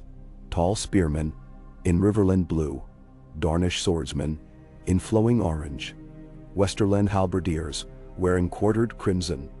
Gold cloaks lined entrances yet kept swords sheathed, Jaime's order and Barristan's agreement. Tywin Lannister arrived last, red cloak sweeping ash and frost alike, flanked by Sir Kevin and a wedge of archers whose quivers were conspicuously unstrung. He ascended western terraces, green gaze measuring every stone and sigh. Grand Maester Pycelle waddled to dais center, fought parchment that flapped in morning breeze, and squeaked for hush. When conversation finally ebbed, he read the charter's preamble in droning cadence. Founding of a consultative monarchy, cycle of 7-year councils, equal tax levy, rotational court across kingdoms, guaranteed grain reserves, codification of trial rights, abolishment of secret warrants.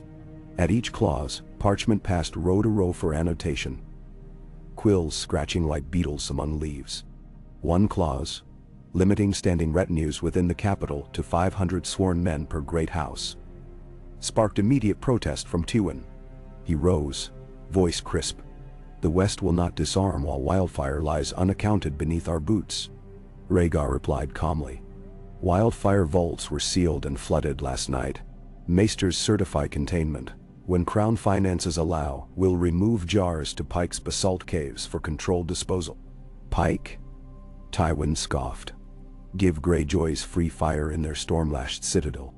Lyanna raised a hand. The Iron Islands long ago mastered sea pyres.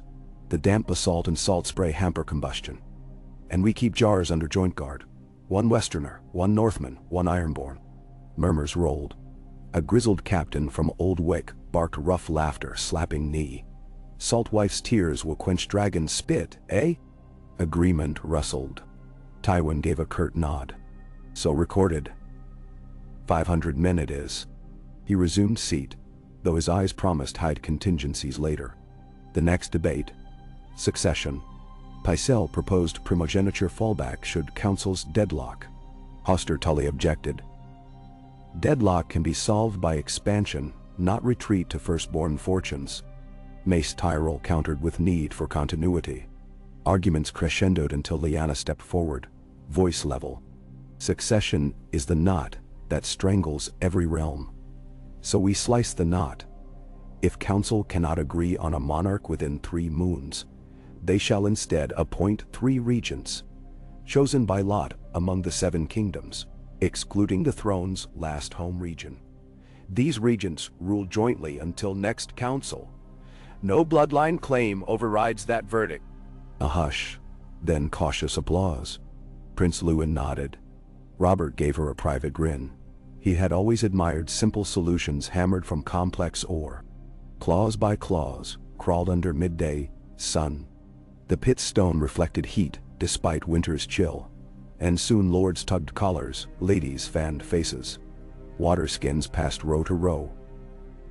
Small folk perched on upper ruins tossed pears and walnuts down to soldiers below, who laughed and tossed copper coins upward in rough commerce.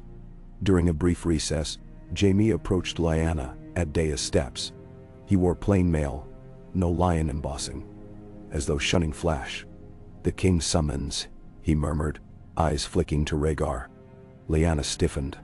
Summons whom? You, Rhaegar, and the High Septon. Private audience behind tower doors. Says he will abdicate only to gods and blood. Menenai. Rhaegar's face went ashen. He intends theater, not abdication. Likely, Jaime admitted. But if you refuse, he might leap from window proclaiming captivity. The mob could turn. Lyanna considered. The council's momentum felt like a wagon cresting hill. A single bolt loose could send it careening. We go, she said. Ned's objection rose in his eyes, but she forestalled it. 10 guards, unarmed at threshold. Jaime dipped head. I'll clear path. He left. Lyanna informed Jon Arryn, then called Robert aside. Hold debate on grain reserves while we're gone. Stall if need. He frowned. I don't stall, I charge. Today you hold the line. She insisted. He exhaled through beard, nodded. Accompanied by Barristan, Ned, and 4 mixed guards, they left Dragon Pit through Back Arch, winding up dusty lanes to Maegor's Holdfast. The sky had turned steel gray, a curtain of snow clouds marching from north, ironically comforting. At the tower's base, 2 grim Kingsguard opened doors. Inside stank of unwashed linen and burnt tallow. Jaime waited halfway up spiral steps, a solitary sentinel with conflicted eyes. He's calm just now, he whispered. But the room reeks of lamp oil. Rhaegar inhaled sharply. Lyanna nodded. They climbed. Aerys sat upon a narrow chair carved like dragon's mouth, hair tangled, beard overgrown into wiry nest.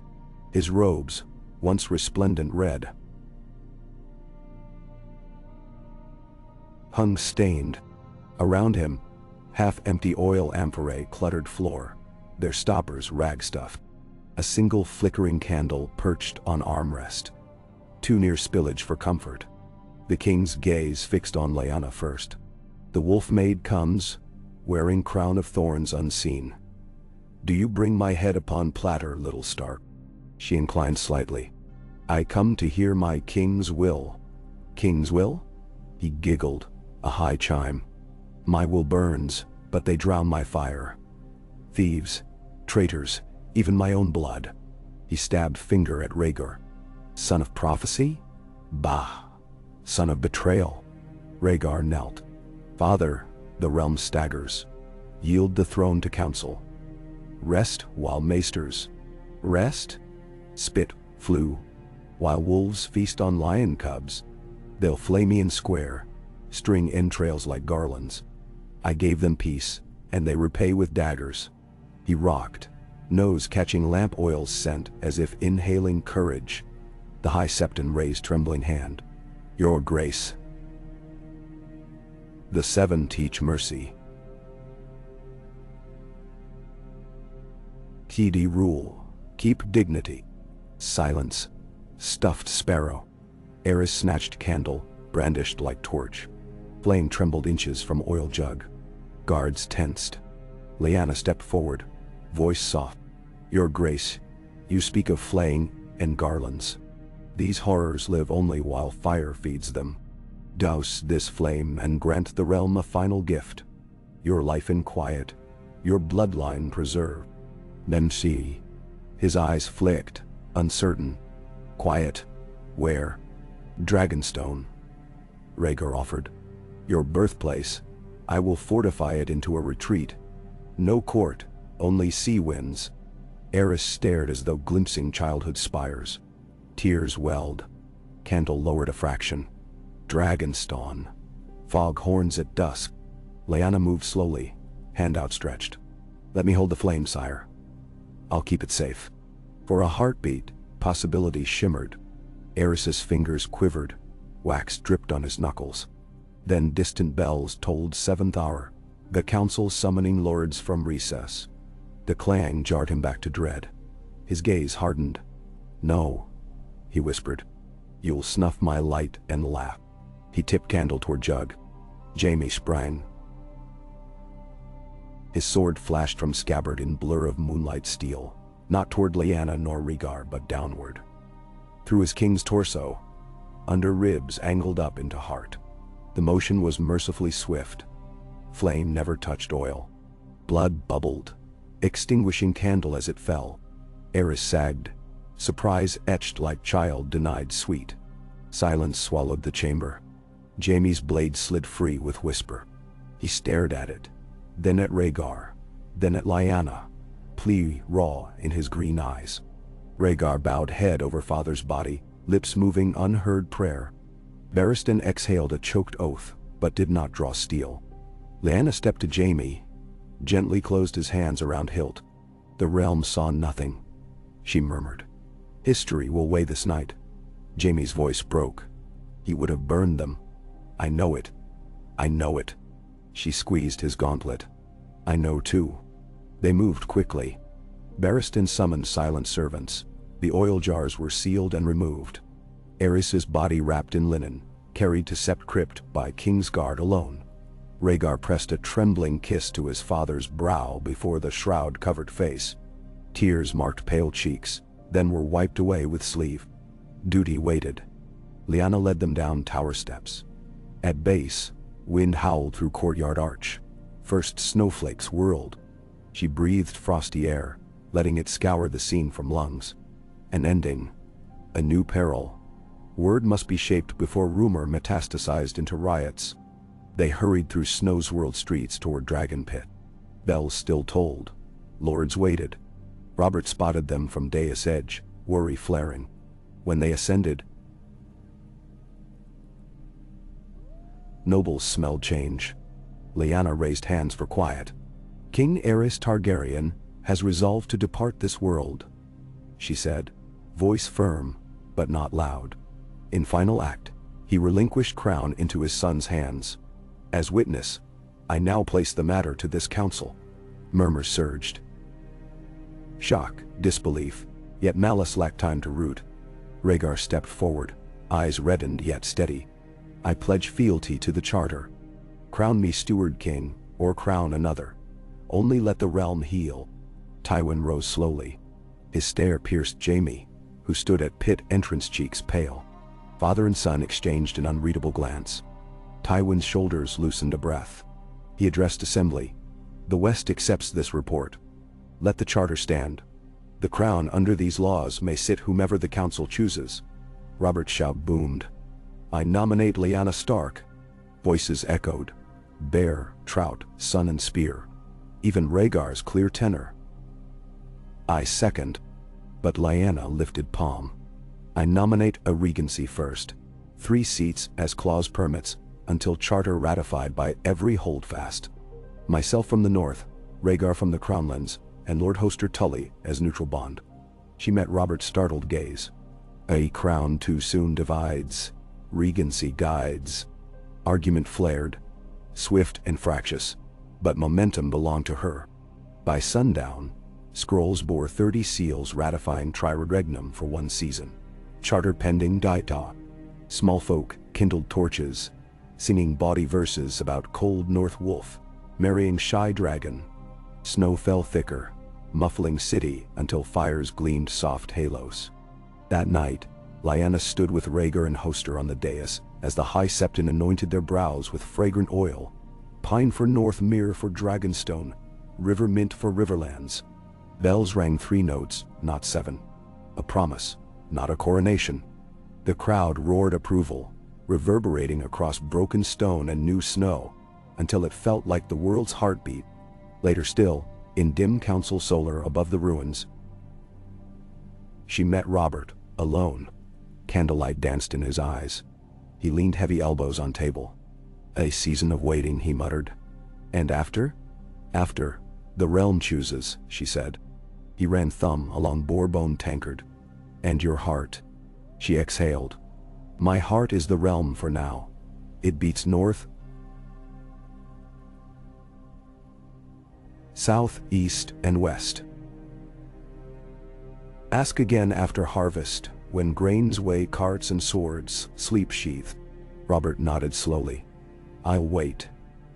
Fury tamed a while by winter. He grasped her hand, rough calluses warm. I am proud of you, Lyanna Stark. The words settled deep, fiercer than any vow. She squeezed back. I'm proud of us all. The stag who fed a city, the dragon who knelt, the lion who chose realm over fear. The wolf who kept howling? He laughed softly. Snow tapped shutters like polite applause.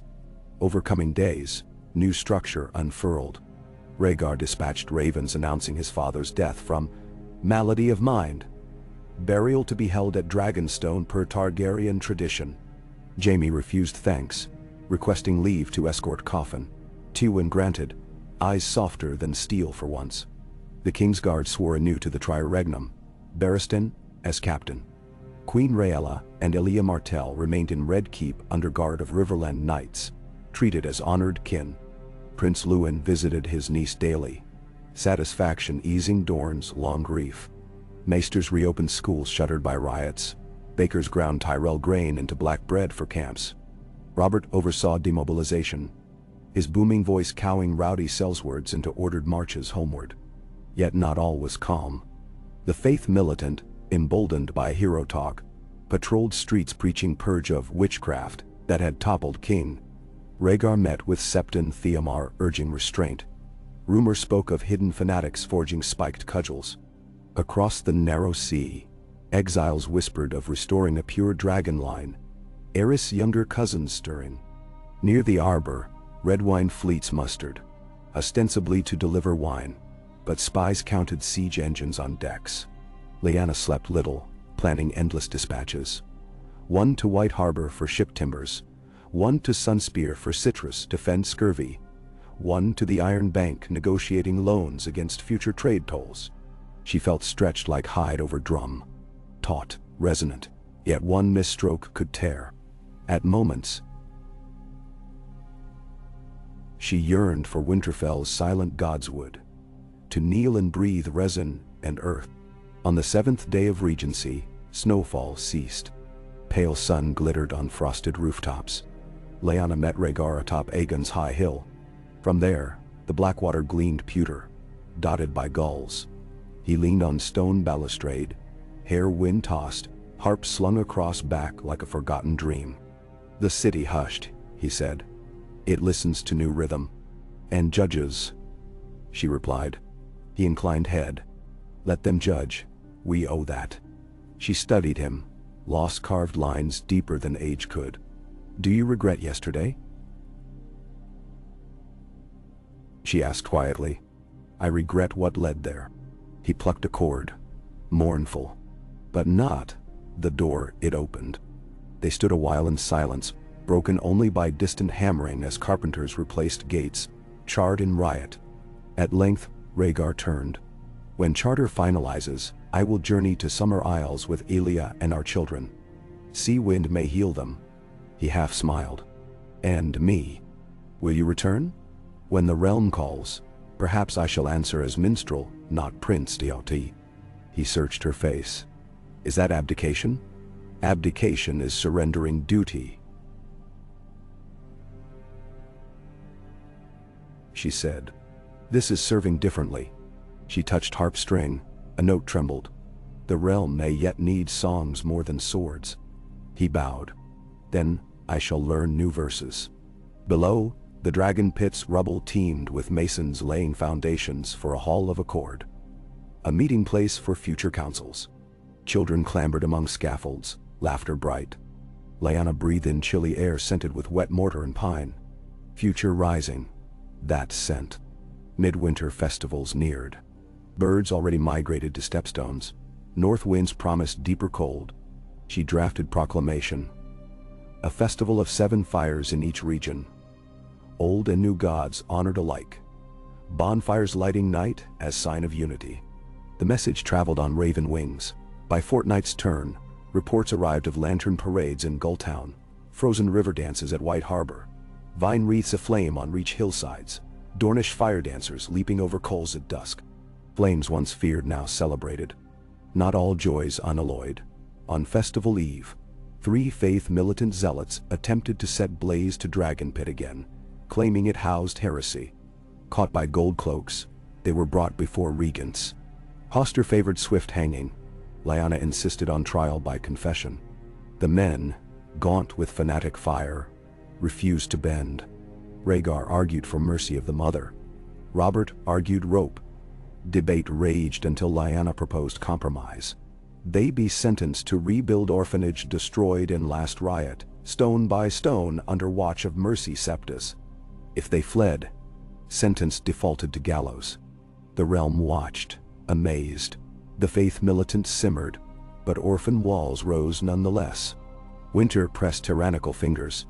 Snowstorms stalled grain caravans. Famine threatened outer districts. Tyrell and Martell wagons bogged down on King's Road. Sellswards looted supplies. Lyanna convened emergency council beneath Hall of Accords, half-finished rafters. Torches guttered, breath clouded. She issued decree. Every great house must open grain stores proportionate to yield, to be reimbursed by reduced levies come harvest. Tywin challenged legality. She countered with moral calculus. Dead peasants pay no tax. A roar of assent drowned a lion's objections. Grain flowed. Hunger receded. Amid crisis, word from Essos. A Selsail fleet under Lord Alekine Targaryen prepared to claim Driftmark. Rhaegar offered himself as envoy. Robert insisted on naval deterrent. Lyanna convened midnight council, voices fracturing. Ultimately, Hoster dispatched Riverland ships south, reinforced by red wine galleys.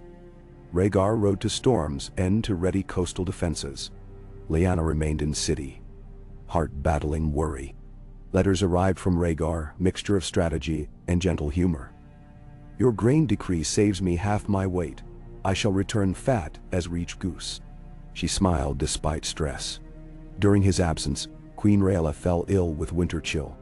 Pycelle's leeches failed. Maids whispered of heartbreak at husband's passing. Elia tended Queen by lamplight. Lewin sought Dornish herbalists. Lyanna visited bedside nightly, holding frail hand. Rhaella's eyes, silver diluted by pain, fixed on her. "Guard them," she rasped. "My grandchildren. Dreams show shadows," Lyanna promised. 3 nights later, assassins struck. 2 cloaked figures scaling balcony of royal nursery. They'd bribed a faith fanatic to leave window unbarred. Ser Barristan, patrolling corridors, engaged them. Steel rang. Lyanna, roused by clamor, sprinted barefoot, sword drawn. She and Barristan cornered one intruder beside cradle. The other fled across roofs. Ned's direwolf hound Ghost, gift from northern kennels, bowled him down in courtyard. Stark guards seized. Under interrogation they revealed purse of Braavosi coin, orders to capture heirs alive. Panic seized Regency.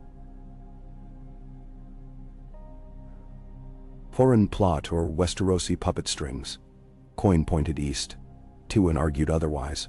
Lyanna called open inquest, inviting small folk witnesses, septons, and guildmasters. Transparency calmed rumor.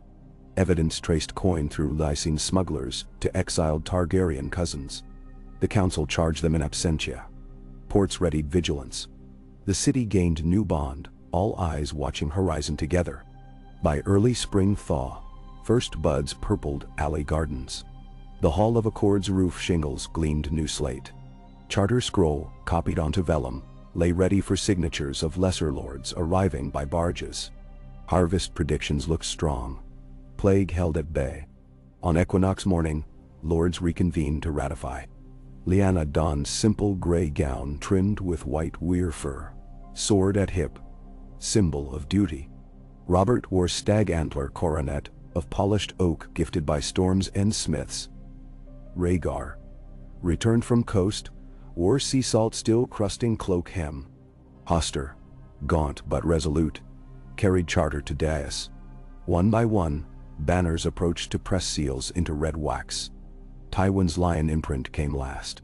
He lingered, wax cooling, for heartbeat tension coiled. Then he pressed signet firmly, stepped back, bowing fraction deeper than politics required. Murmurs rose, acceptance sealed. Pycelle pronounced, "By ink and witness, the realm's compact stands." Trumpets sounded, soft, not martial. Small folk outside walls cheered. Robert strode to Lyanna. "The North's guide and realm's heart," he proclaimed, raising her hand. Crowd roared. Rhaegar joined, placing other hand atop theirs. Sun broke clouds, casting shaft through open rafter seam onto trio. Wolf, stag, dragon, like forged fire baptizing new alloy. That night, lights sparkled from every balcony. Music drifted. Dornish flutes, northern drums, reach lutes. In the Maiden Vault courtyard, Lyanna danced first with Rhaegar. Slow step of peace, then with Robert, lively reel that spun watchers into laughter. She twirled with Mage Mormont, even Tywin's stoic nephew Lancel, whose shy grin belied lion pride. After midnight, she escaped to Godswood, transplanted into Red Keep's eastern garden, a new project of hers. Saplings from Winterfell stood sentinel around small pool. Moonlight scattered through bare branches.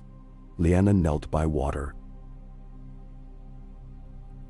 sword across knees, breathing scent of wet earth.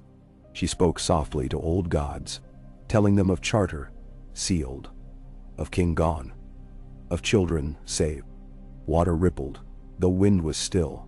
Perhaps answer, perhaps night creature's kiss. Footsteps crunching mulch. Ned. He crouched beside her. "You did it," he whispered.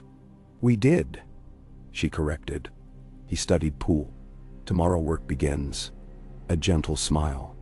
"But tonight, sister, rest. The North still remembers, but the realm will too." She leaned against his shoulder, exhaustion finally piercing armor of resolve. 1 hour, she promised. Later, returning to lighted halls, she paused outside council chamber. Through crack, she saw Rhaegar conversing with Robert, both heads bent over map, two men who once vied for her, now allies forging coastal patrols. The sight warmed. Perhaps her heart could one day choose without rending realm seams. For now, they stitched seam together. Spring moved across Westeros, melting snows, coaxing crocus through rubble. In far north, ravens carried charter clauses to Last Hearth and Skagos.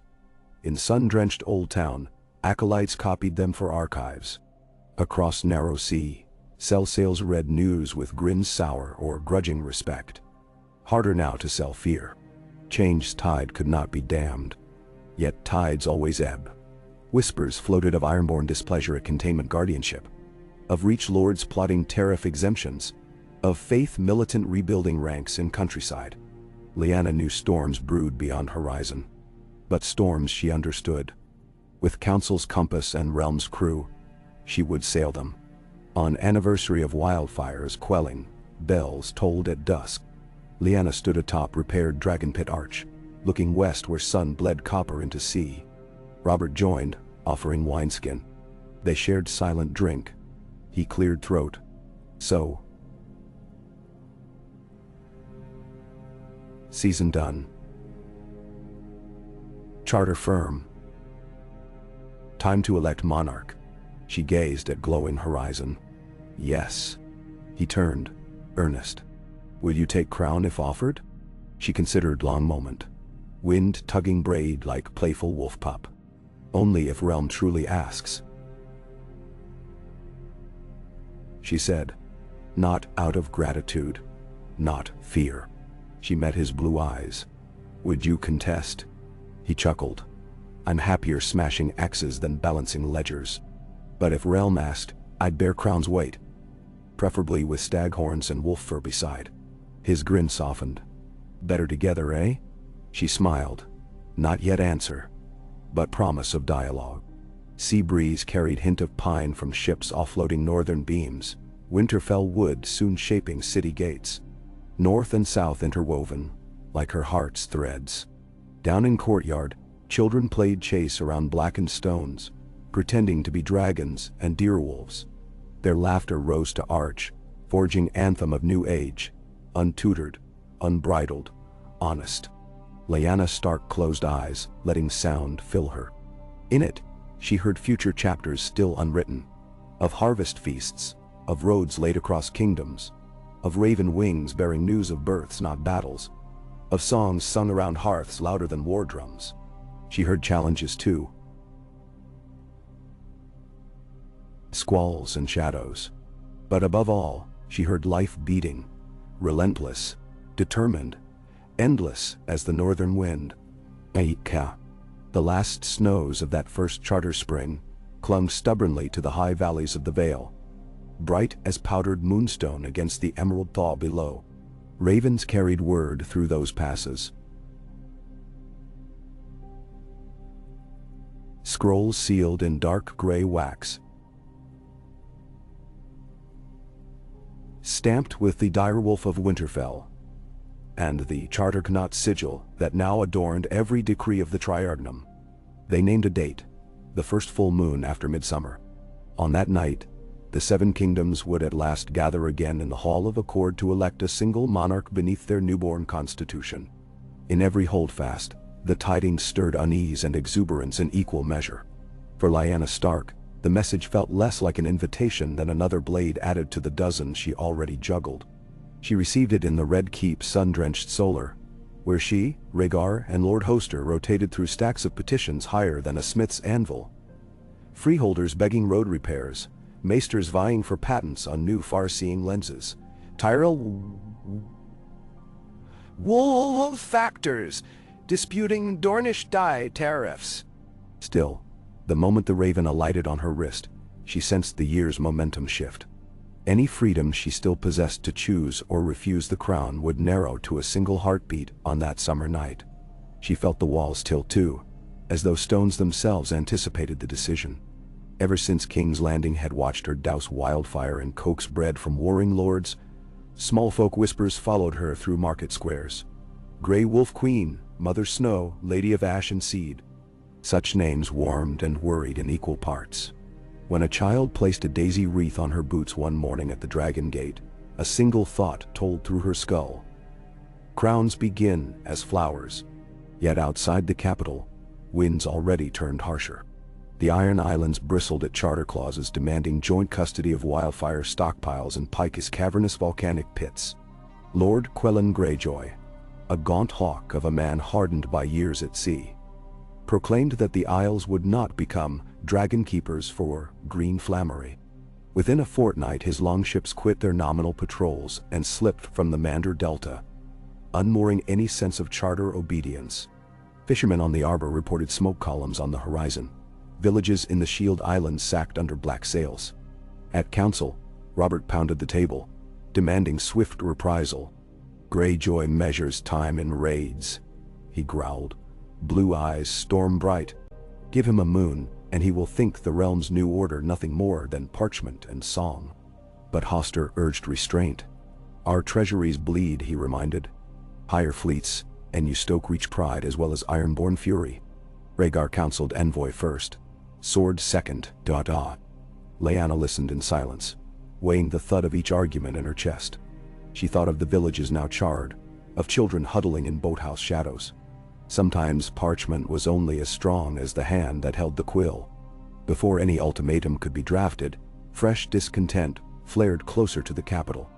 On the third day of First Seed, the Faith Militant marched 600 strong through the cobbled streets of Tumbleton, bearing cudgels and starred banners. Their new High Marshal, a towering one-eyed zealot called Brother Darwin, condemned the Charter's promise of equal reverence to old gods and new as unholy heresy. The Crownland's dominions, Darwin thundered, must remain sanctified ground for the Seven alone. He ended his sermon by dragging a northern fur merchant from his stall and shaving a crude seven-pointed star into the poor man's scalp with a rusted dagger. City rumor raced faster than a corvid. By dusk, apprentices clashed with septon novices in the stews. Potters hurled shards like arrowheads at faith wagons. Robert urged a crackdown. Rhaegar favored patient negotiation. In the end, Lyanna took her escort of 20 mixed guards, 5 northern spears, 5 Baratheon shield-bearers, 5 Riverland archers, and 5 unsmiling Kingsguard led by Sir Barristan, and walked straight into the Sept of the Sword to confront Brother Dawn beneath the smith's towering amber window. She wore neither mail nor crown, only a plain leather jerkin and her wolf's fang at hip. A hush fell as she entered, the torchlight glinting on the white wolf head pommel. Brother Darwin, lean as a pike and twice as sharp, met her gaze across the marble floor. He expected thunder. Instead, she offered winter hush. "You shave heads in daylight," she said, voice carrying without shout. "Would you shave mine now?" Murmurs rolled through the sept. Darwin's single eye flickered over the swords at her back. "You are regent, my lady," he said after a long pause. Sacrilege multiplied is still sacrilege. Yet hair grows. The soul, once tainted, festers. Lyanna drew her dagger, not wolf's fang, and severed the braid that reached her waist. Dark strands tumbled to marble, stark against white stone. She offered the coil to Darwin's open palms. "There," she said. "So my soul's root is yours to judge. Leave the small folk their scalps." The fanatic stared at the braided hair, pulse hammering in the vein along his neck. Rage or awe, none could tell. Finally, he closed his fingers around the braid. "You shame us with humility," he said very softly. "And shame, perhaps, is the smith's hammer we all require." He bowed, rigid, reluctant, but true enough. Within days, the militant withdrew to the Sept of Baelor grounds, and no more scalps were marred that season. Not all flames snuffed so neatly. Word of the braid incident reached Pike in twisted form. The wolf bitch submits to 7 fire zealots, and fanned ironborn contempt. Greyjoy captains roared with laughter in candle-lit longhalls. They nailed broken chunks of carved direwolf prow icons to their masts, a mock charter they vowed to feed to deep ones. In the Reach, twin Manderley and Tyrell delegations sparred over harbor tariffs, old grievances coiling anew. At nights, Lyanna studied maps until candle wicks guttered, searching for lines on parchment that might restrain iron axes or soothe proud roses. By early summer, two tasks consumed the regency: securing food for riverine hamlets, still recovering from winter, and coaxing volatile lords to abide the upcoming Great Moot, or risk naming themselves rebels. Rhaegar toured the Crownlands and Westerlands, promising interest-free harbor levies in exchange for transport ships reconverted to grain carriers. Robert rode hard through the Stormlands, leaving royal IOUs carved on smokehouse doors, standing guarantee that tripled as legend in every tavern. Hoster dispatched scores of youthful messengers, carrying satchels of silver stags, modest bribes that oiled parochial hinges.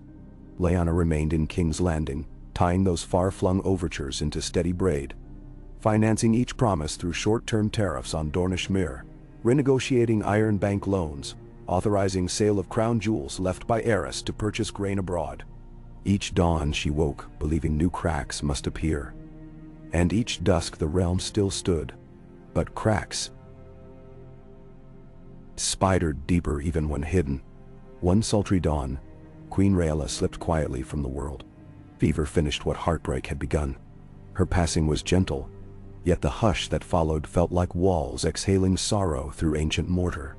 On the day of her funeral pyre, held at sunset on Dragonstone's bluff, Lyanna stood between Rhaegar and Elia as the sea stole sparks from the fire, carrying embers toward a darkening horizon. The queen's ashes mingled with those of 1,000 dead dragons, whispering the close of an era. It might have been the moment Rhaegar truly ceded any lingering claim to the throne. That night under storm lanterns he confessed to Lyanna as they paced Dragonstone's wind-cut ramparts. "My bloodline leads too many to fire," he said, eyes fixed on waves gnawing basalt cliffs. "If council calls my name, what then? Another generation bound to prophecy and pride." Lyanna stopped his restless stride. "Prophecy is parchment soaked in oil," she told him. "It burns bright and leaves only smoke. Choose a life that does not burn." She touched the silver harp strapped to his back. "Choose songs." He studied her face, searching for reproach. Finding none, he nodded. "Songs, then." And the next morning, he signed a deed of renunciation, witnessed by maesters and lords. Should the Great Moot elect another, he would accept exile if asked or serve at their pleasure in purely ceremonial capacity. The realm buzzed with delight, and with fear that a power vacuum now lay at the heart of everything. Midsummer approached, swathed in perfume and threat. The Hall of Accord, now fully roofed and paneled with oiled cedar, hosted small debates to draft procedures for the election. Some lords favored a simple majority of principal houses. Others demanded unanimity or near enough. Lady Olenna Tyrell, grass-green eyes bright beneath a veil of cunning, argued for layered voting. Great houses first, lesser houses second, guild charters third, small folk guilds last. Hoster thought it wise. Robert detonated derision. Again, it was Lyanna who carved compromise. Weighted ballots, 2 votes for each of the 7 principal kingdoms, 1 for every 3 houses of banner rank, and a single collective vote for guilds and small folk, to be chosen in open forum. Not perfect, she conceded, but workable. Perfection belonged to maester parchments. Governance belonged to living, sweating folk. When the full moon swelled round and bright above King's Landing, banners converged on the capital in more colors than a painter could mix. Martell orange silk snapped beside Tyrell green. Greyjoy krakens prowled the Mander approach despite half-truths of their raids. Mammoth red wyverns of House Celtigar curled upon pale satin. Even hill clans of the Vale arrived with rough, checkered rags depicting crescent moons. Tents bloomed on every rise around the city's walls, a blossoming that frightened magistrates but thrilled taverners. Security weighed heavy. Ser Barristan doubled guard rotations. Ned marshaled wolves and river knights across each gate. Jaime drilled gold cloaks until blisters bled through gloves. Lyanna suggested each envoy's personal guard leave sword belts in secure lockers upon entering hall. Tywin objected. In public, for show. Then in private conceded that peace served lion coffers. On the eve of the moot, sword racks in the Hall of Accord held 800 blades, each tagged with an owner's seal. The hall itself glowed in torchlight like a cavern of possibility. The day dawned hotter than any remembered since the long summer. Even Northmen sweated in wolf-shed hoods. From a vantage on the highest balcony, Lyanna scanned faces. Tall Sir Hera's swift wiping brow. Slim Lady Asha Greyjoy with eyes like wet pewter, curiosity loosening her wariness. Proud Mace Tyrell fanning cheeks. Dour Roose Bolton studying crowd with leech calm. Joyous Davos Seaworth, newly minted lord, gazing in wonder as if he still awaited some dockmaster's shout to... High Septon Theomar pronounced the moot opened with a litany to seven and old gods alike. Banners dipped. Silence fell. The ballot urns, 7 ironbound casks, were wheeled to the dais. By draw of white stones, the Riverlands cast the first nomination. Hoster Tully stood, clearing a tremor from his voice. "I name Lyanna Stark," he said simply, "for she has fed our hamlets, calmed our fears, and worn no crown to do so." A surge of applause rippled. The Westerlands were next. To murmured anticipation, Tywin Lannister rose. His gaze swept Hall like a blade. The West seconds the nomination. Shock ricocheted through rafters louder than war horns. Jaime, standing at the periphery, allowed a tight breath to slip. The Reach possessed the floor. Lord Mace shifted, glancing at his mother for guidance. Lady Olenna merely twitched an eyebrow. Mace coughed. "The Reach. Thirds the nomination." He sat again, wiping sweat, as cheers tumbled from balconies. Dorne, Stormlands, Vale, and Iron Islands followed, each adding support, though Harlan Black-Dyed of Pike's Mouth quirked with wry distaste. Even so, he raised a hand in assent after a sharp elbow from Asha. 7 principal votes, unanimous. Yet many minor houses had come nursing other hopes. Some pining for Robert's thunder, some for an aged dream of restored dragons. Their murmurs filled the hall, while parchment ballots passed from steward to steward. Thanks to weighted voting, Lyanna needed 89 tallies of 158. Scrolls sealed, urns clinked. The heralds carried them behind woven screens, while a High Septon intoned prayers. Heartbeats stretched. Lyanna felt calm as a frozen lake. She could not thaw events now. Robert stood at her left, hands folded like an obstinate giant's. Rhaegar at her right, eyes closed in private prayer to the stranger perhaps. When the herald re-emerged, scroll unfurled, cheeks flushed, the hush deepened to breathless. Lyanna Stark of Winterfell receives 119 votes. Gasps, Deot. Lord Robert Baratheon, 26. Prince Rhaegar Targaryen, 10 abstentions, 3. Applause crashed like coastal surf. But the tally still lacked the 2/3 majority written into the charter for final confirmation. Eyes swung to the minor benches. Houses Moondancer, Mudd, Chelsted, Blackmont, Beesbury, Estermont, each weighed alliances. The rules called for debate, then a second ballot. Tywin rose. "The lion yields voice to the wolf," he said, surprising all. "I formally relinquish my share of Westland tallies to Lady Lyanna on second vote." Robert thundered approval. Mace Tyrell, sweating but shrewd, echoed donation of 5 Reach tallies. Asha Greyjoy offered 2. Even stern Brother Dawn rose from faith benches. By charter, the faith held a sliver of collective voice and pledged his single starstone. The hall thundered. The second ballot came swift. Lyanna did not watch the counts. Instead, she studied Rhaegar's calm face beneath torch shadows. When the herald announced 138 votes,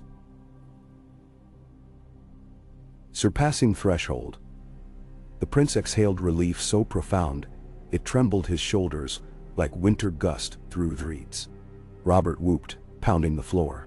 High Septon raised hands, tears in crescent eyes. Bells rang. Lyanna Stark was queen.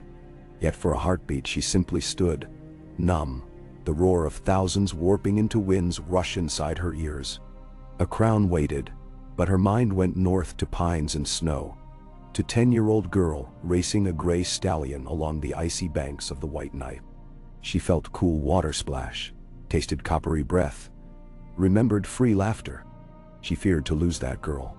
She feared to fail the women watching, Elia clutching her children, young fishermen wives from Massey's Hook, knives calloused with kelp salt, expecting miracles. A gentle pressure on her palm drew her back. Rhaegar had taken her hand, offering support, not claim. On her other side, Robert's broad fingers closed too. She stepped toward the dais crown stand. Heartwood circlet carved in direwolf profiles joined by clasp of weirwood and dragonglass. Maester Wallis, come south from Winterfell at Ned's behest, raised it with trembling relish. No sword of state, no golden dragons. Only dark grain, warm beneath torchlight. As the circlet settled on her brow, she felt its weight. Light as promises, heavy as history. She knelt. High Septon blessed old gods anew in one breath. A novelty that might have once earned burnt steaks. Then he lifted her to her feet. Rise, Lyanna of House Stark, he proclaimed. Queen of the Seven Kingdoms, first guardian of the Charter, Lady of Wolves and Rings. Trumpets blared. Choirs broke into mixed hymn, half chant of the Seven, half low northern dirge. For the first time perhaps, two faiths shared melody in that hall. Outside, bells tolled across King's Landing. Small folk surged through streets, waving direwolf flags stitched overnight by enterprising seamers. Bakers shaped sweet rolls like little wolf heads dipped in honey glaze. Even the gold cloaks shouted near treasonous chants.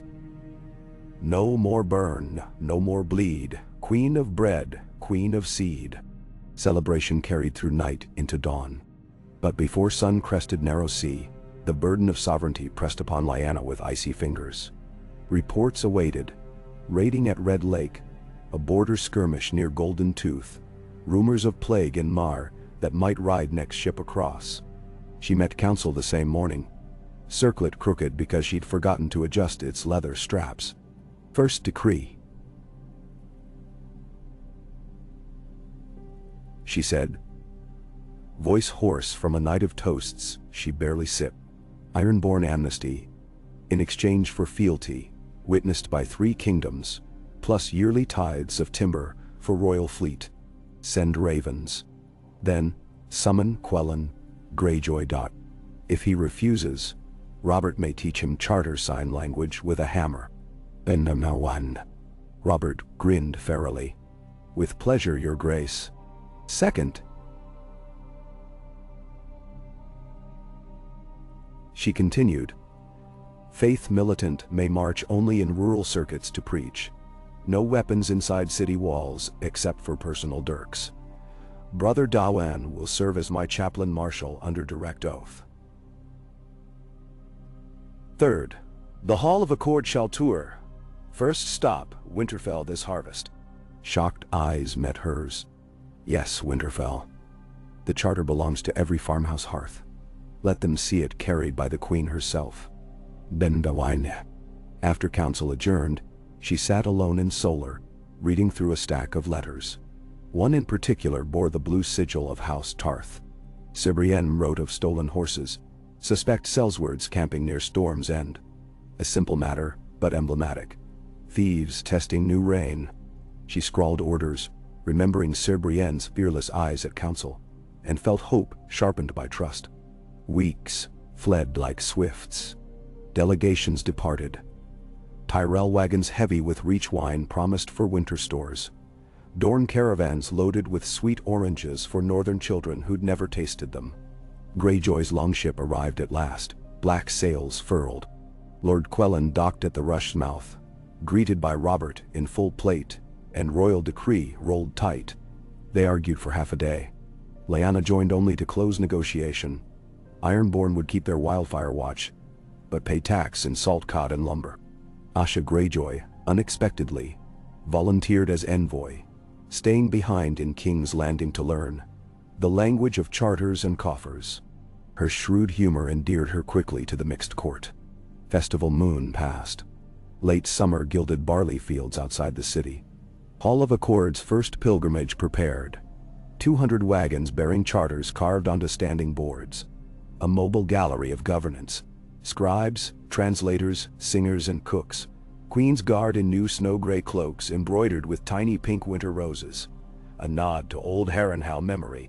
Rhaegar would travel too, but as minstrel, not prince. Harp strings newly replaced, thrummed with trial tunes.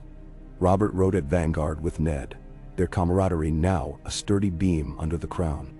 Tywin elected to remain in capital overseeing coin flows, though Jaime accompanied caravan. To ensure wagons roll, he told his father, but privately to follow Honor's echo in Lyanna's footsteps.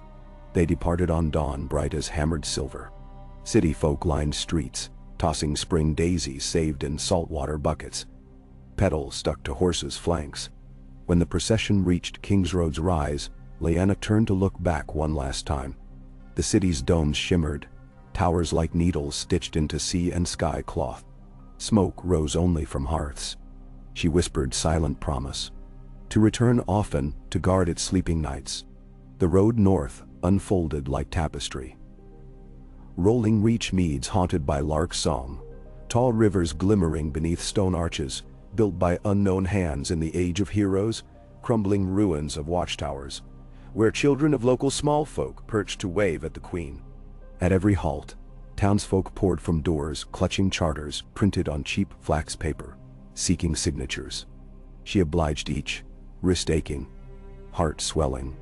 At River Run, Lord Edmure Tully staged mock boat jousts beneath pennant-strewn bridges.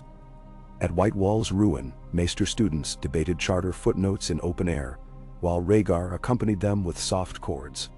At Last Hearth, Lady Karstark, stern as frozen oak, swore loyalty in front of her entire garrison, tears rhyming lashes.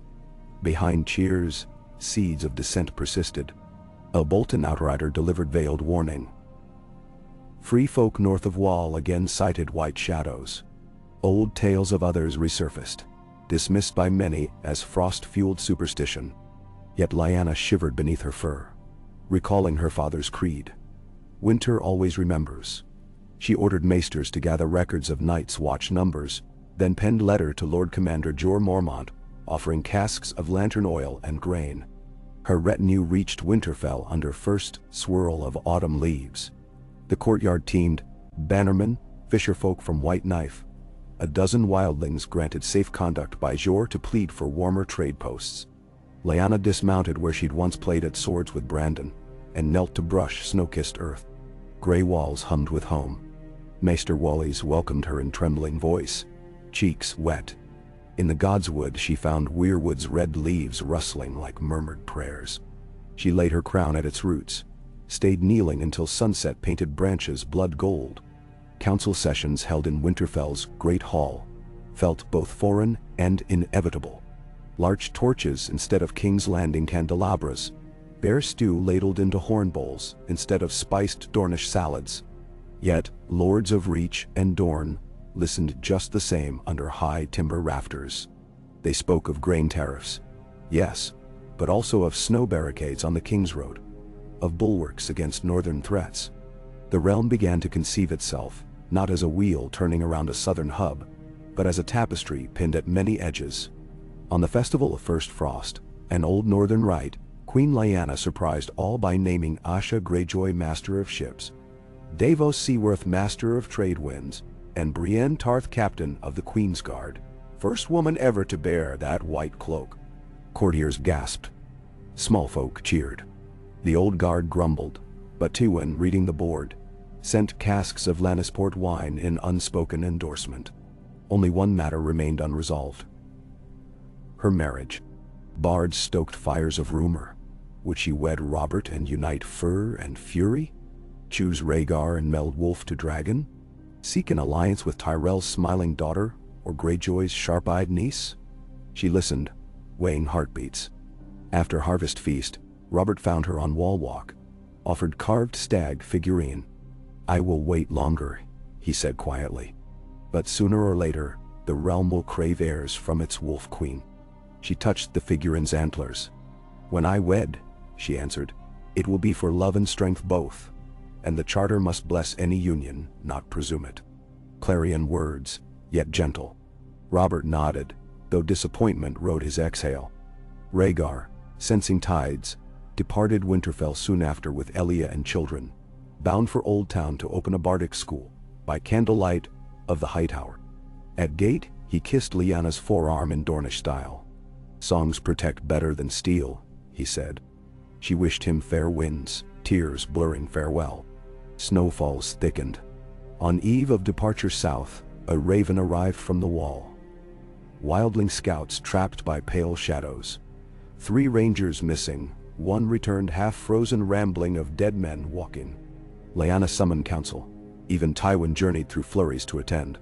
Debate burned through long night. Some dismissed tale, others argued to dispatch aid. She listened, heart heavy with ancient fears whispered by wet pine logs. At dawn she announced decree. The realm would send a joint host, men of every kingdom, to support Night's Watch in investigative foray beyond wall come spring. Supplies left at Castle Black at once. Critics balked at cost. She silenced them. No coin warms a corpse. In the hush that followed, Robert stood and raised his hammer upright. "I will march when the snows lift," he pledged. Asha Greyjoy thumped axe haft. Brienne saluted.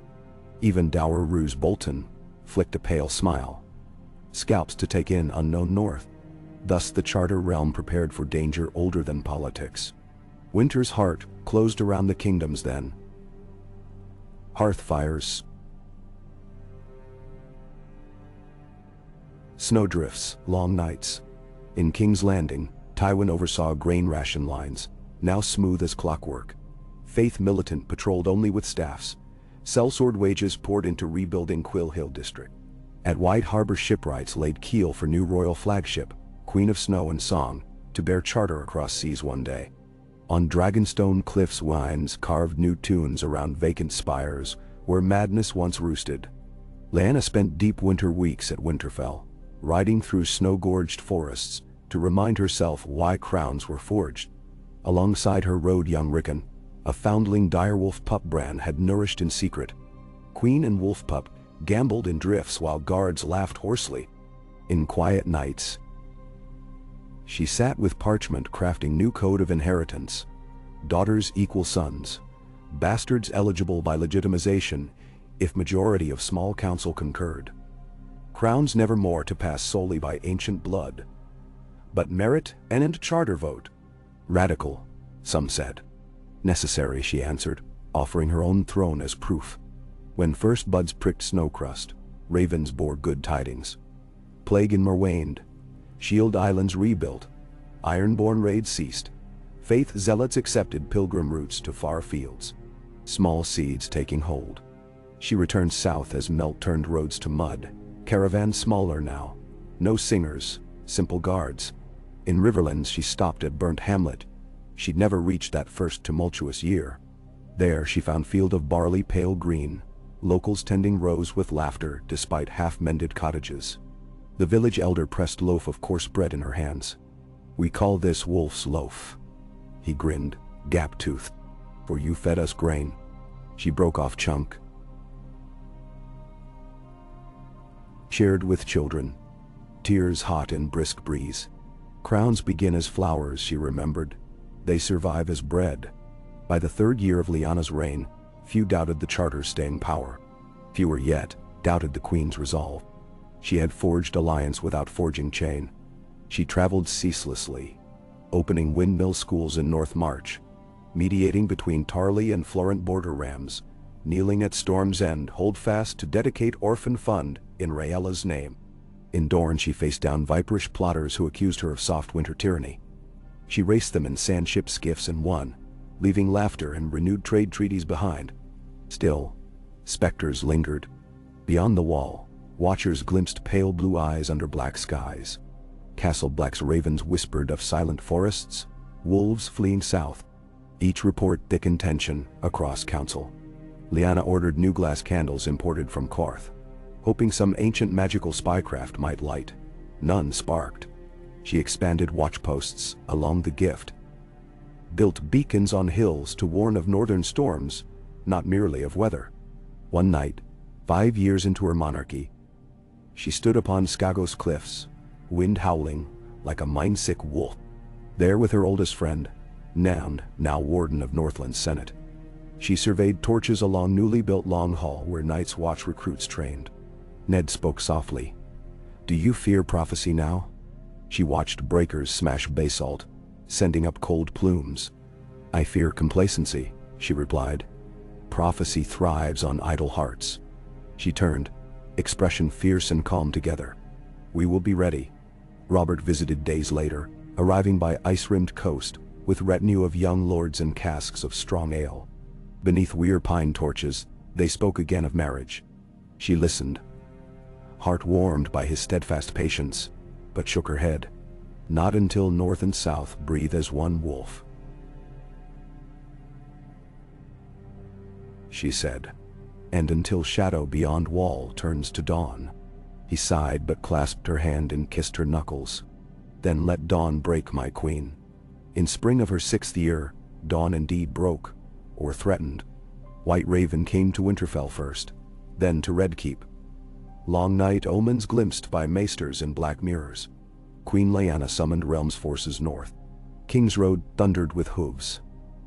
Manderley spearmen, Tyrell outriders bearing flaming vine banners. Martell Sand Knights singing war ballads. Ironborn shield maidens, clanking mailed skirts. Lannister catapults hauled by oxen. At Moat Cailin they camped. There she rode along each line, crown brimming frost, voice lifting above clangor. "You march not for banners but for dawn." Her call echoed like winter horns of old. Warriors answered with howl that mingled lion roar and kraken roar, and stag's bellow and direwolf cry into one cacophonous prayer. When at last the host reached the wall, they found it groaning under azure pressure. An army of dead arrayed like silent glaciers. Lyanna dismounted onto the crunching snow beyond Castle Black's gate. She thought of the wildfire jars once sealed, of dragons long since turned to ash, of women shaved by zealots, of heads she'd cradled, of children with honey breadcrumbs on cheeks, of songs that had carried men from vengeance to healing. All those moments stitched within her now, like chainmail under fur. Ned stepped to her side. Robert hefted Warhammer near. Asha studied the undead horde with eager fire. Brienne drew sword glinting with fresh-forged runes of dragon steel, smelted in Old Town for this very nightmare. And through gap in ranks came Rhaegar, harp slung over back, blade at hip, eyes clear. With him strode Daenerys Stormborn, Ilya's daughter. Grown tall, scales of chain shimmering pale violet. Unity, living thread. Lyanna raised Wolf's Fang. Snow fell, soft yet relentless. Dawn's edge tinged the sky pale orange. She spoke then, quiet, but reaching every living breast. The long night rose against a world divided. We stand joined. Let this dawn write new prophecy. That wolves and lions, krakens and dragons, roses and spears, all turned blades outward, never inward. She lifted sword above head. First sunray struck the steel, shattering into shards of light across armored ranks, for hearths unborn and songs unsung. Charge! The living host surged, a single heartbeat, pounding across frost. Hammer met ice-forged axe, vine arrow pierced rime-hung rib. Dragonsteel sang brighter than any harp got, and through it all, Lyanna rode. Circlet flashing, braid now short from that day in the sept, flicking like wolf-tail, voice calling commands, sharp as blizzard gusts. There, on blank snowfield between ancient stones, old prophecies died, and new ones were born. Each clash wrote stanza onto tapestry she had begun the day she chose resistance in Winterfell Yard with Brandon. When at last the sun fully crested, its gold washed crimson from snow, painting dawn luminous and terrible, Lyanna Stark still stood, circlet crooked, arm bloody, but eyes alight with relentless life. Around her, kingdoms interlocked shields, breath billowing one shared cloud into winter sky. In that moment, the Charter Realm proved itself not parchment nor crown, but bond of hearts. Queen Lyanna gazed at the living wall of resolve, at undead ranks faltering beneath first rays. and felt certainty bloom. Whether Dawn's battle ended in minutes or months, they would endure as the North endured, as bread and song endured, as bread and song endured, united beneath crown forged not of gold, but of granite will and winter roses. Snowflakes drifted onto the crown, melting warm against her brow. She lowered sword, filled lungs with piercing air, and strode forward into history, still unwritten.